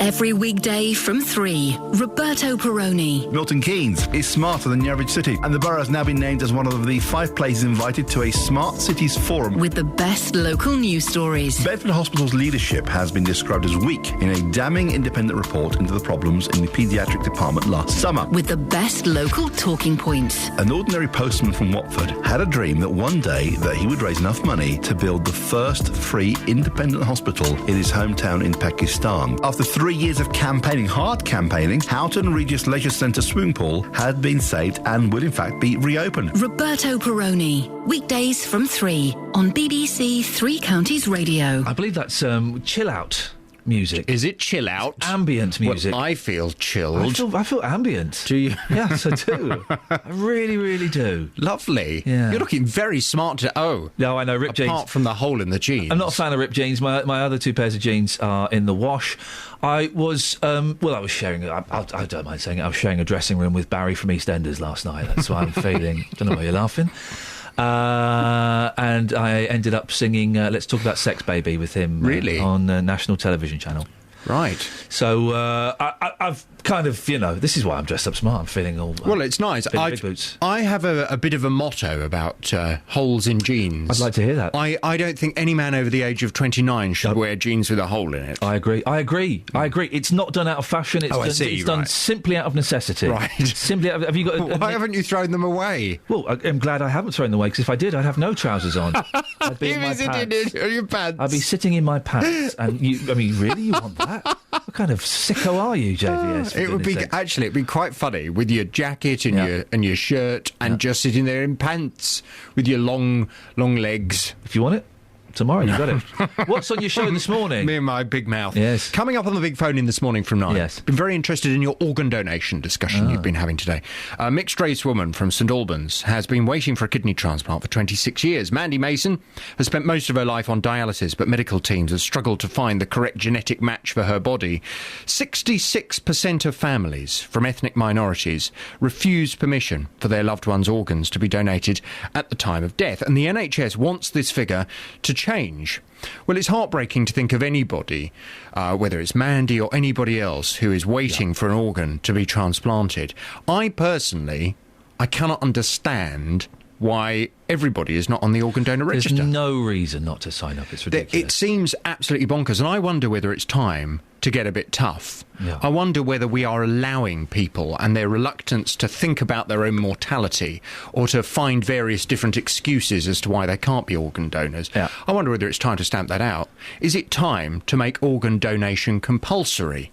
So from 9 this morning, I want your views on this. Do you think that everybody should have to donate their organs when they die? Do you think there are any valid reasons why somebody should not be allowed to donate their organs when they die? 08459 455 555. We'll discuss it from 9 on the big phone-in. Across beds, hearts and bucks. This is Iain Lee. BBC Three Counties Radio. I didn't do all of the newspapers. Should we do all of the newspapers? The Daily Express. Bill Roach trial. Corrie Starr's in court to defend Perfect Gent. And then they've got a picture of Gail and Deirdre. And do you know how they've captioned them? Gail and Deirdre. I mean, they've put the Gail, Helen Worth. Deirdre, Anne Kirkbride. Maddie police hunt suspects. Detectives ready to make arrests. Police, probing the disappearance of Madeleine McCann, were closing in on 3 suspects last night. Hopes were raised over a dramatic breakthrough in the case as investigators were poised. Wouldn't it be amazing, right, if this got solved and they found a child alive or, let's be honest, probably dead? Wouldn't that be amazing if a full stop was put to this? Wouldn't it be amazing if her parents finally had the shroud of suspicion that some of you still have about them? Then when we all thought that they'd done it. I mean, now we know they didn't do it, okay? And it was a horrible, horrible thing to think. There are still some of you that think that. Wouldn't it be great if this story that has rumbled on and on and on had an ending. Last night, police were preparing to swoop on burglars who were pinpointed as being very close to the holiday apartment where she was staying in 2007. Wow, 2007. After a cold case review, detectives in London focused on the potential major suspects following a painstaking trawl through mobile phone records. It's understood there was significant phone traffic between them around the time the 3-year-old vanished. And then there's a picture of Charles and Camilla pulling pints, because that's what common people do. The Daily Mail. What men really think of women looking for love online. Wowzers. No smoking if children are in car. Hang on a second, we were talking about this like ages ago and stuff. Controversial law could be passed in days. There's nothing controversial about it. Common sense. The fact that we need to pass a law to stop idiot parents smoking in their cars with their kids. You see it all the time. I've seen 2 parents having a fag with their kids in the back of the car. That's abuse, you muppets. Smoking in a vehicle carrying children could be banned within days. Peers last night unexpectedly backed a Labour plan that would give ministers the power to make it a criminal offence. The government had argued this would be very difficult to enforce and might infringe civil liberties. Yeah, it would be difficult to enforce. You don't see people getting pulled over when they're on their mobile phones. Civil liberties. What about the kids' civil liberties? You see? Instead, ministers favoured a major campaign to highlight the dangers of smoking around young people whose lungs are more vulnerable to smoke. But Lord Hunt, Labour's health spokesman, persuaded colleagues the law was needed to protect children. And then there's Hugh Grant with a lady. Good for him. Well done. The Sun, Hugh Grant with a lady. And detention for all. What's this? Shock plans for Britain's schools. What? 9-hour days, just 7 weeks holiday a year. What? Exclusive. Children will be made to stay in school for 9 hours a day, 45 weeks of the year, under radical plans being studied by senior Tories. The scheme, drawn up by David Cameron's former number 10 policy chief, Paul Kirby, would see holidays slashed to just 7 weeks and stretch the average school day from around 9 till 6. Turn to pages 4 and 5. Radical plans, they would also, additionally, they would slash youth crime. Oh, it's going to slash youth crime. It would aid the national economy by expanding the workforce and prepare pupils for the tough jobs. Hey, what's wrong with kids being kids? Why can't kids be kids a bit? Let them be kids. Yeah. Is this so that the parents can go out to work and not worry? Why are they doing this? Probably, I don't know. You're sticking there, or in. Kelly, you've written a rather worrying message on my screen. Beatles are upstairs. Yes! Yeah. There was only 3 of them, right? Whoa, it depends. There were 3 of them after 1980. But before that, there were 4 of them. Whoa. Maybe one's doubling up. Which one do we think's not there? I think Ringo. No, it don't matter then. He was always going to be a problem, Thomas. Ringo. I'm very, very excited. I love Beatles. And everyone loves Beatles, don't they? Yes. Everyone loves Beatles. They've crossed... The fact that America is going nuts again for the Beatles 50 years after they first arrived, it just proves they cross generations. The relationship I have with the Beatles is they're like my dad's friends. That's a very nice way of putting it. What's your relationship with the Beatles, Kelly? I like their stuff. I was just upstairs. It's a magical world up there, isn't it? Yeah. I made the Beatles tea. Oh. 2 teas, 1 cough. Yeah. And I saw Justin, which is always wonderful. Yeah. All right, Kel, got you some bits. I've got... don't do the ridiculous voice. Got 8:30 for... got people really angry, hate Beatles, right? Oh. 1:45, got you some people, Beatles, they're singing Beatles songs. Well, that's a great tease. Isn't it? That's really something to look forward to. Sorry, Janet, you wouldn't have liked that bit. No. Lynn's in Hemel. Morning, Lynn. Good morning, lovely Ian. Oh, lovely Lynn. I wanted to say I was very concerned to hear about this homeless shelter being shut down. Yes. 15 people could be homeless as a result of it. Fortunately, I'm not homeless, but I was a bit perturbed by the lady that said she's very worried about her daughter being out on the streets. Yeah. Now, I do understand that families break up, but if she's that concerned, why won't she take her in? Well, it's a tough one.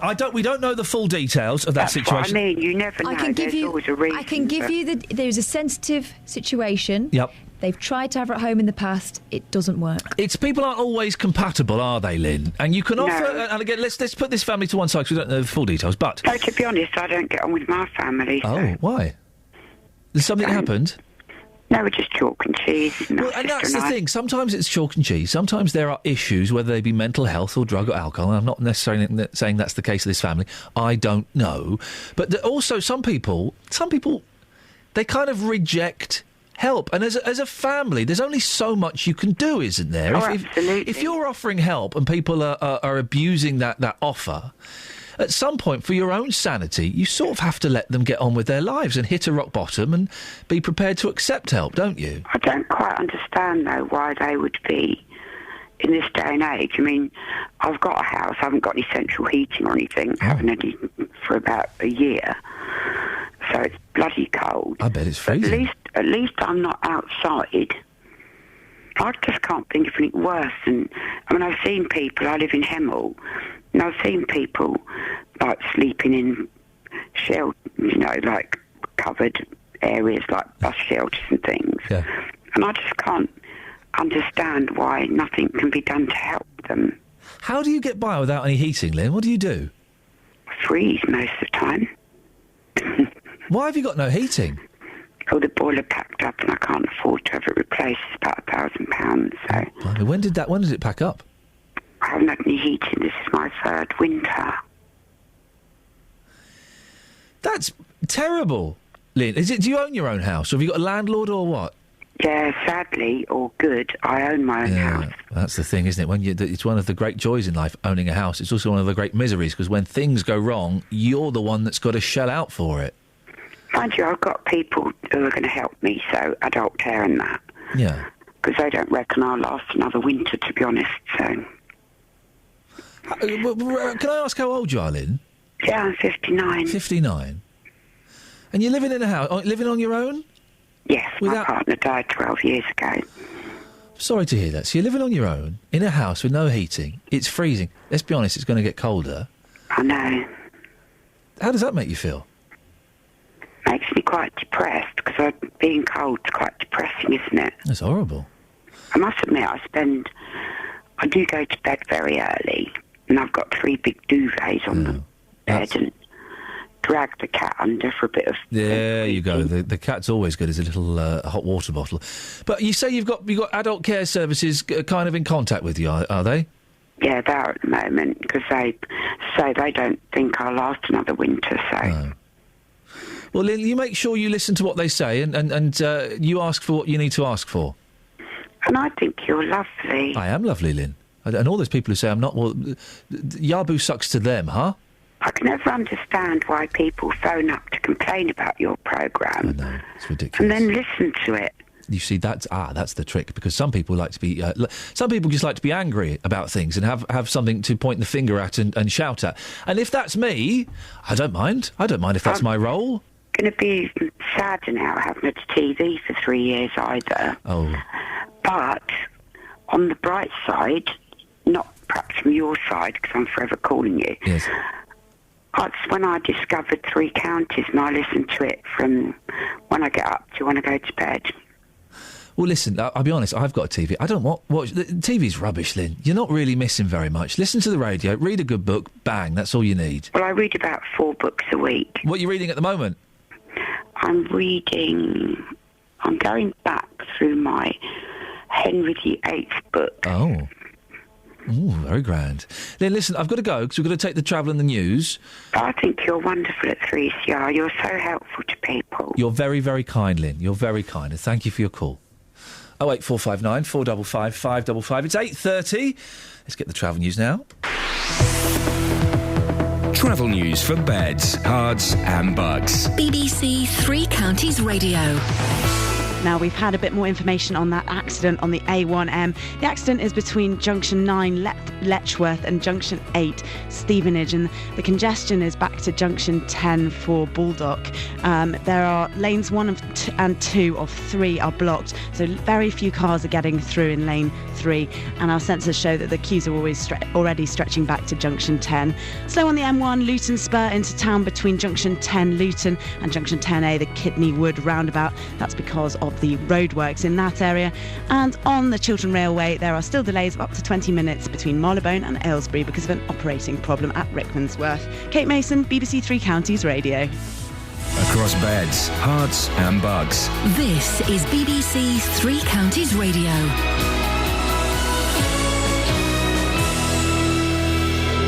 It's 8:30. I'm Jane Killick. 15 people face being thrown out on the streets with the closure of a night shelter for the homeless in Luton. The premises in Dallow Road has been run by Rise Housing Association, which says it's had its funding withdrawn. The Wolverton Health Centre has finally welcomed its first patients after a string of delays. It was originally due to open in November, but problems with the furniture, the lift, legal guidelines and building regulations kept the doors closed. Specialist military vehicles could be helping flooded communities in Somerset by the end of the day after the County Council asked the government for help. Thousands of acres of land in the Somerset levels are underwater. The weather, another cloudy and damp day with rain or drizzle and a high of 7 Celsius. Under sport and in football, Watford resumed championship action with a televised trip to Nottingham Forest this evening. Manager Beppe Sanino wants them to repeat the form which saw them take a 2-0 lead at Manchester City in last Saturday's FA Cup tie. Here's goalkeeping coach Alec Chamberlain. First half, Beppe has said that was the best performance that he's had under him so far. He's learnt a lot about the players. Obviously, still things to improve on, but a real performance to build on for the future. And in the Championship, obviously, is now our focus. And there's full commentary on Watford at Nottingham Forest in Three Counties Sport from 7. Meanwhile, Italian team Genoa are reporting that Watford have signed their Hungarian midfielder Daniel Toza on loan until the end of the season. Manchester City are back on top of the Premier League after achieving a 5-1 victory over Tottenham at White Hart Lane. Spurs were down to 10 men after defender Danny Rose was sent off. Chelsea are 3 points behind the leaders as they were frustrated by West Ham in a goalless draw at Stamford Bridge. And in Formula One, the Milton Keynes-based Red Bull team had a frustrating start to pre-season testing in Spain. World champion Sebastian Vettel completed just 11 laps over the first 2 days in his new car. Teams had warned that the complexity of the new engines would lead to problems. BBC Three Counties News and Sport. I'll be back with a full bulletin at 9. Across beds, hearts and bucks. This is Iain Lee. BBC Three Counties Radio. Boing, boing, boing. Jay Dizzle morning is in the house. Yeah.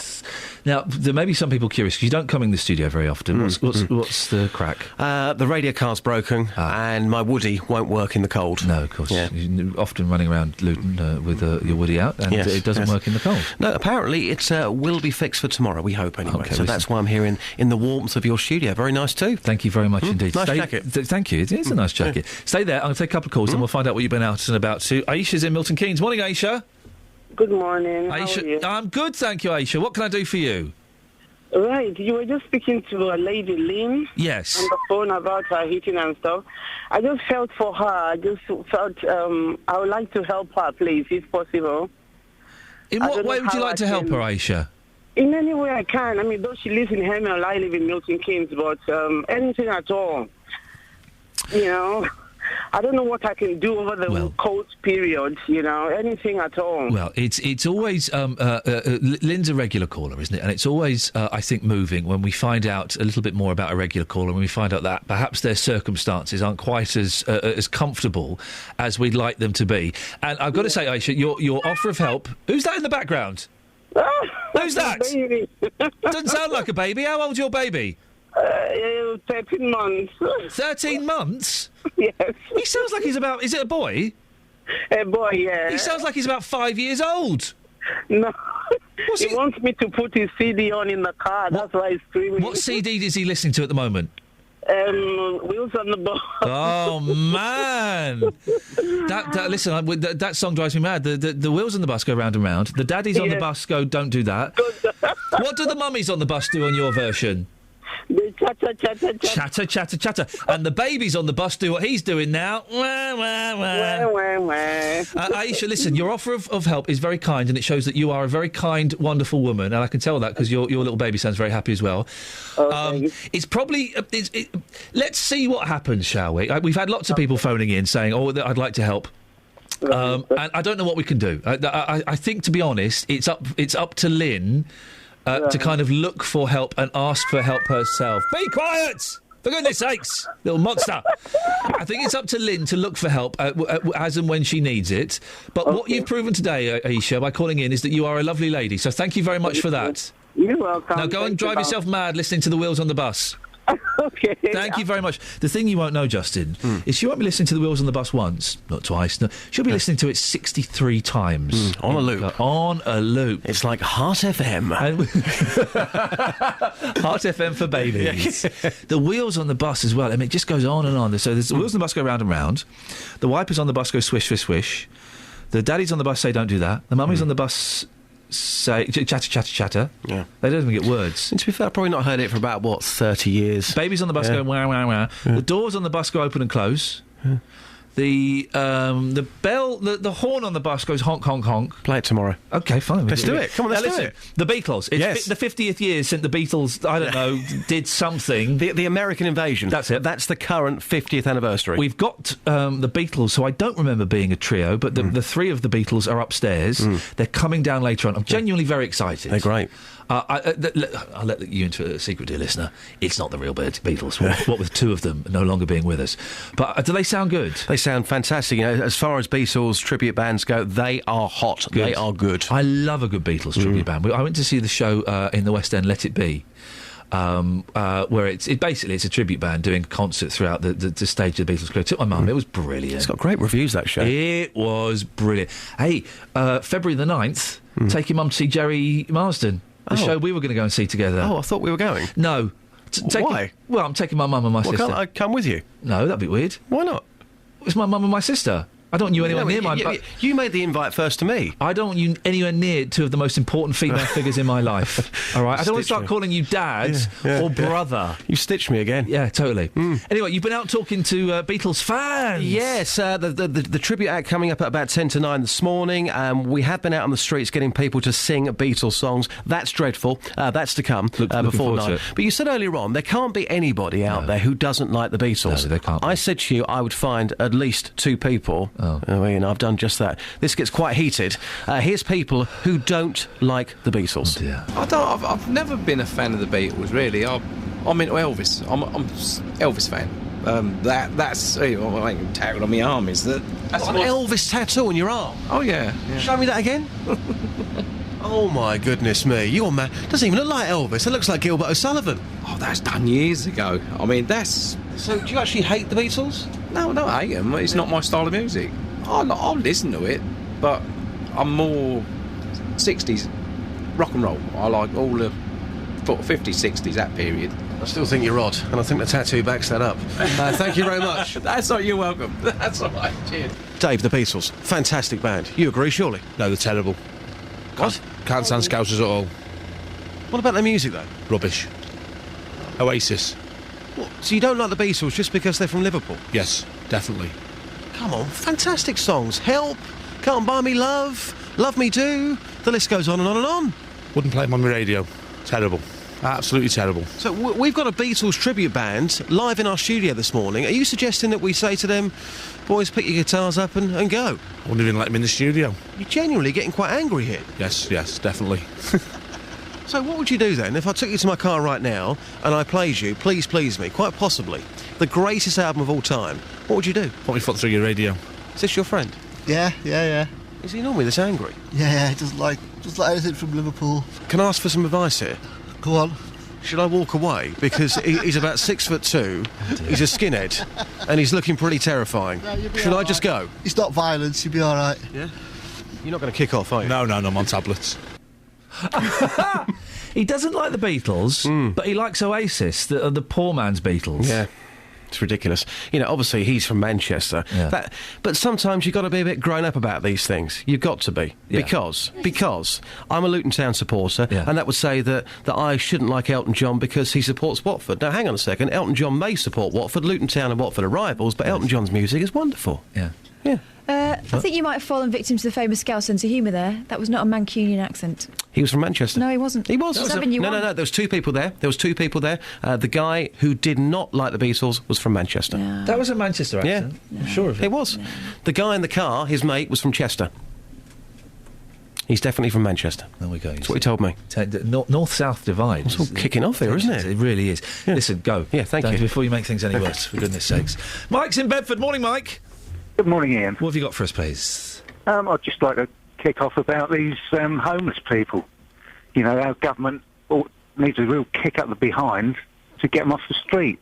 Yet we're letting immigrants in from Romania and Bulgaria. Where are they housing them? You know, why can't they house our own people? So they're housing Romanians and Bulgarians, are they? Well, there's 200,000 come over, the government said the other day. So where are they housed? I don't think they said that 200,000 Romanians and Bulgarians had come over. I thought they said something like 136. Well, it depends what load of rubbish you read in each newspaper, doesn't it? So where have you got 200,000 from? I can't mention the newspaper, can I? Yeah, of course you can. Sun. The Sun said 200,000 people have come over from Romania and Bulgaria. Yep. Well, you know, it doesn't matter how many's come over. Well, it does a little bit. It does if you're saying 200,000 and I'm saying it's close to a couple of hundred. Well, you know, I'm not going on about Romanians and Bulgarians. Well, you are. I couldn't give a monkeys, but... well, you brought it up, so it would imply you do give a little bit of a monkeys. Well, I'm more concerned about our own people being on the street. You know, we've got... in Milton Keynes, they're putting loads and loads of them in bed and breakfast in Bedford. How many? Well, I don't know. It was on, well, again, Mike, listen, you can't come on. You've just spouted spurious statistics at me. You started off talking about Romanians and Bulgarians and then said, actually, I don't want to talk about them. Then you said there are loads of them being put into bed and breakfast in Milton Keynes, but you don't know how many. Well, you put it on... It was on your newscast a few months ago. But you phoned up to cite it as an example of what's wrong with this country. You don't know how many. I don't know how many. Could be 10, could be 10,000. It's unlikely to be 10,000. But you walk around the streets of Cambridge or Bedford in the evenings and nights, and the people sleeping rough in doorways. Why can't they house those people? Well, but maybe some of those people don't want to be housed. Maybe some of those people have problems with mental health or drug and alcohol issues. Maybe some of those people don't want any help. But yeah, what are you suggesting that we do? That we force them to go into shelters? Well, there are any the shelters you were advertising this morning, one in Hitchin and the other one, they're closing tomorrow. Well, one of them's closing. Your news lot this morning said the Mungo's in Hitchin is closing. Let's talk about it. Mike, listen, I appreciate your call. OK, Ian. Thank you very much indeed. We've just got to be so careful when you come on. You've got to be careful with scaremongering. There's 200,000 Romanians and Bulgarians to come over. No, there isn't. There isn't. It's nonsense. And there are loads of people in bed and breakfast that are Romanians and Bulgarians in Milton Keynes. How many? I don't know. Well, then you can't say loads. There might be loads. I don't know. So I can't say there are loads. Can I? Because I don't know. There might be one, there might be 100, there might be 1,000. I don't know. So you can't just pluck figures out of the air. 08459 455 555 is the telephone number if you want to give us a call. I've just had a quick Google to see if I can find where the Sun says 200,000 people have come over from Romania and Bulgaria, and I can't find it. But I can tell you now, that's not true. That's simply not true. Right, it's coming up to 1:15 It's BBC Three Counties Radio. Let's get the travel. Travel news for beds, cards and bugs. BBC Three Counties Radio. Hello, more updates on the big accident on the A1M heading southbound. That's between junction 9 for Letchworth and 8 Hitchin, and that's causing queues back to the junction 10 for Baldock. It's closed 2 lanes on there, and it's a multi-vehicle accident, so the queues are now stretching a long way along past the junction 10. It's also very slow on Letchworth Gate eastbound between Radburn Way and the A1M junction 9 for Letchworth. That's a knock-on effect from that crash. And it's slow on the M1 Luton Spur heading into town between between junction 10 for Luton and junction 10A, the Kidneywood roundabout. That's because of some roadworks in that area, major roadworks there. And on the M40 heading southbound, we're just getting reports just now of an exit slip road there being to anti-clockwise M25. That's being blocked, and there's queues because of a vehicle fire at junction 1A for the M25. Kate Mason, BBC Three Counties Radio. Thank you, Kate. 8:46 or thereabouts. It's Thursday, the 30th of January. I'm Iain Lee. These are your headlines on BBC Three Counties Radio. A night shelter in Luton is closing, leaving 15 homeless people with nowhere to stay. The health centre at Wolverton has finally opened after months of delays. In football, Watford are in championship action tonight when they play away at Nottingham Forest. 08459 455 555. Let's get the weather. Sarah Thornton. Beds, Herts and Bucks weather. BBC Three Counties Radio. Thanks very much indeed. Hello, good morning to you. A cold start, a cold day in prospect. Temperatures are still only around 2 and 3 degrees across the three counties. We've got some drier weather. We also have a few showers around. Buckinghamshire largely looking dry at the moment. It's more Hertfordshire that is seeing the showers just now, and some parts of Bedfordshire too. And in fact, all of us will continue with the risk of showers through the day today. There will be some drier interludes, potentially by the end of the afternoon, a smidge of brightness coming through here. But even if you've got the drier weather and a bit of brightness, it will feel cold with highs of just 5, maybe 6 Celsius at the very best. And still, although it's light, an easterly wind giving it a raw edge. Now, as we go through the night tonight, those showers will die away, and then into tomorrow morning we'll have a dry start to the day. And in fact, the first half will stay dry, might even have a bit of brightness. It will be another chilly start though, and temperatures will still be below where they should be for the time of year through much of the day. But in the afternoon, from the middle part onwards, we'll start to see wet and windy weather sweeping in from the west. That'll be with us right the way through the evening into the early hours of Saturday morning. So tomorrow evening's festivities, if you're off out somewhere, a bit of a washout really. But by Saturday morning, most of that's cleared away. And then the weekend is largely looking dry and settled across the three counties. The risk of a stray shower on Saturday afternoon. Sunday looks dry. The wind's changing direction. It'll be fairly breezy on Saturday, but by Sunday, a bit of brightness coming through, maybe even some sunshine in the afternoon, and dry with a top temperature of 8 Celsius. I'm Sarah Thornton with your BBC Three Counties weather.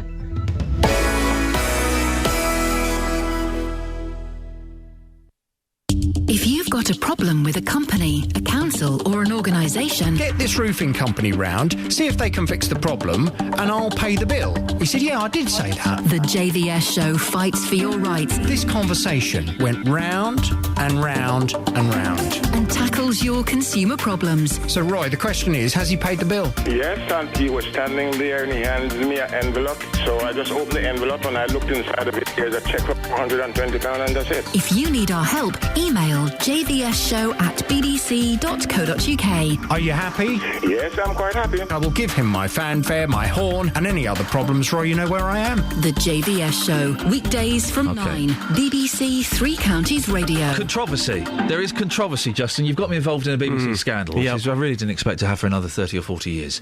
You played the audio of a gentleman you thought was from Manchester. He told me it's from Manchester, yep. Catherine disputed it. She's from Oop North. I'm from Manchester. Right, OK. Steve is in Stevenage. Morning, Steve. Morning, Iain. You dispute it as well? Oh, yeah, 100%. He was a Scouser. As soon as he opened his mouth and he said something about I hate all Scousers or something like that. Right, OK. Well, listen, I've got the gentleman. Let's have a listen. Don't sound Scousers at all. What about the music, though? Rubbish. Oasis. What? So you don't like the Beatles just because they're from Liverpool? Yes, definitely. Come on, fantastic songs. Help, Can't Buy Me Love, Love Me Do. The list goes on and on and on. Wouldn't play him on my radio. He's a Scouser. Can you really not hear the He's a Scouser. We'll go back and ask him. No, he was doing a joke on you. I wouldn't. Can we just, for a second, we have to be serious. It's very, very serious. I would like to apologise on behalf of the BBC for the mistake in accents there. Justin Dooley will be soundly thrashed later on. Why? We're in Beds, Herts and Bucks. Who cares about him anyway? Steve, thank you very much for your call. I'm sorry you felt the need to call in. Catherine, I apologise to you and your kinfolk. Okay. Just what you got. Yes. By the way, hello Beatles. The Beatles are here. Hello Beatles. Hey Ian, how you doing? Yeah, very excited. We'll have you playing in a second. Very excited. But go on, Just. So, you sent me out this morning to try and find people who could sing Beatles songs and to talk about their favourite Beatles songs. This is actually going to make our tribute band sound even better. Wow. Simon Cowell won't be impressed, but I've been out this morning talking to people and getting people to sing their favourite Fab Four songs. Here's what happened. Kieran, the Beatles. I've just spoken to somebody who absolutely hates them. Surely you love them, don't you? I think you can't dispute the impact they had on the history of music, so yeah, you've got to love the Beatles. What's your favourite Fab Four track? Come Together. Right, I'm now going to stand back, OK? Can you give me 20 seconds, OK? This is your chance to be a radio star. 20 seconds of Come Together. Go for it. Here come old Flat Top, he come, grooving on slowly, he got Juju Apple, he won, Holy Roller, come together right now. Over me. Thank you so much. No problem, cheers. Joe, we're talking about the Fab Four this morning. For you, it's Love Me Do. What an amazing song that is. Yeah. I mean, I think it stands test of time. Should we have a little sing together? No. Oh, come on, 10 seconds. No. Love me do. You know I love you. Very flat. I'll always be true. You finish it, so please, please. Now your turn. Love me do. Yeah, you were a bit flat. Thank you. Thank you. Voitred, go on. Let's see your favourite Beatles song. Sing it for me. Maybe Bruno Mars and... Bruno Mars? Yeah, something. No, your favourite Beatles song? Beatles? Yeah. Yesterday, oh, my troubles so far away. Bit of passion, come on. Sorry, I'm tired. Yeah, he's tired. The Beatles are here, ladies and gentlemen. Now, listen, we've got Max, we've got Cliff, we've got Grant. Where's Ringo? He missed the bus. Oh, flippin' heck. I mean, unbelievable. Now, you're not obviously... Let's... OK, guys, it's not the real Beatles. Who are you? What are you? I'm Grant from Milton Keynes. Yeah. I just work in an office. But you're a Beatles tribute and band. a Beatles man. What's the name of the band? It's called Ultimate Beatles. Fantastic. I tell you what, let's have a song and then we'll have a chat. What are you going to play for us first? We're going to do I Saw Her Standing There. Oh, beautiful. Away you go, fellas. 1, 2, 3, 4!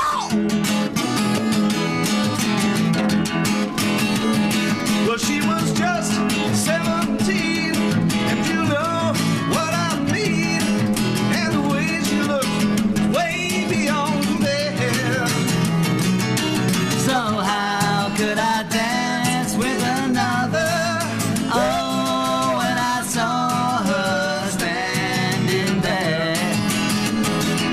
Well, she looked at me, and I could see, and then before too long, I'd fallen down with her. Now She wouldn't dance with another. Oh, when I saw her standing there. Well, my heart went boom when I crossed that room, and I held her hand in my hand. oh, we danced through the night, oh, and we held each other tight, and before too long, I fell down with her. Now I'll never dance with another. Oh, since I saw her standing there.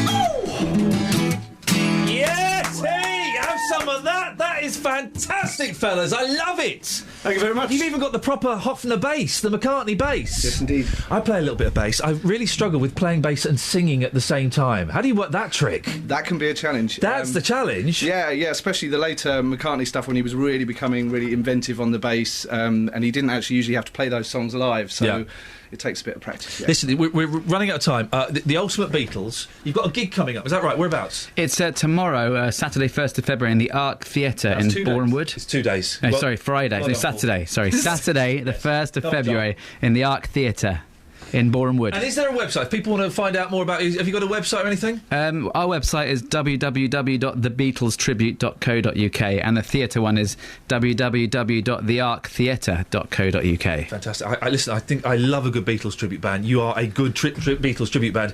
Have you got another song for us? We can do one if you want. I'm going to give you... We've only got a couple of minutes, so I'm going to give you a sign. That means we've got to take travel. So if you could stop singing, but carry on playing. You guys are going to be the travel beds. We're a bed. Nice. You're a bed.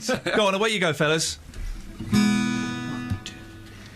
He's a real nowhere man, sitting in his nowhere land, making all his nowhere plans for nobody. Doesn't have a point of view, knows not where he's going to. Isn't he a bit like you and me? Nowhere man, please listen. You don't know what you're missing. Nowhere man, the world is at your command. Play it, George.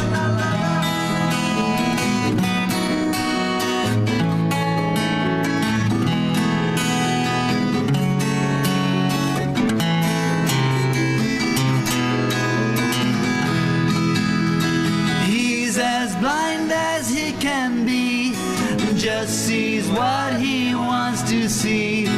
Nowhere man can you see me at all. Nowhere man, don't worry, take your time, don't hurry, leave it all to somebody else, lend you a hand. Doesn't have a point of view, knows not where he's going to. Isn't he a bit like you and me? Nowhere man, please listen. You don't know what you're missing. Nowhere man, the world is at your command.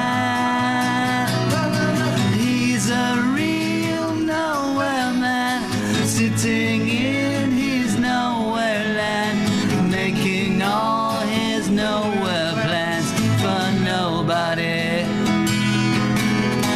Making all his nowhere plans for nobody. Making all his nowhere plans for nobody. You are professionals. I love the falsetto at the end. Well done. Right, just the exact time. Travel news for beds, cards and bugs. BBC Three Counties Radio. Hello, there are 2 lanes closed and severe delays as well as queues on the A1M heading south because of a multi-vehicle accident between junction 9 Letchworth and junction 8 for Hitchin. All of the build-up is going back to junction 10 for the A1, so it's a big accident that's caused these problems, and it's also leading to problems on Letchworth Gate eastbound between Radburn Way and the A1M, the junction 9 for Letchworth, of course. Queuing traffic also on the exit slip road on the M40 heading towards the M25 anti-clockwise. That's partly blocked because of a vehicle fire on the M40 southbound at junction 1 for the M25. Also looking slow on the M1 Luton Spur into town between junction 10 Luton and junction 10A, the Kidney Wood roundabout. Kate Mason, BBC Three Counties Radio. Very quickly, give us the gig and the website again. It's the Arc Theatre in Borehamwood, www.thearctheatre.co.uk, and you can turn up on the door and get tickets. And vocal across beds, hearts and bucks. This is BBC Three Counties Radio. Thank you, Ian. Good morning. Welcome to the JVS show. I'm Jonathan Vernon Smith. It's Thursday morning. It's 9 o'clock. And on today's big phone-in...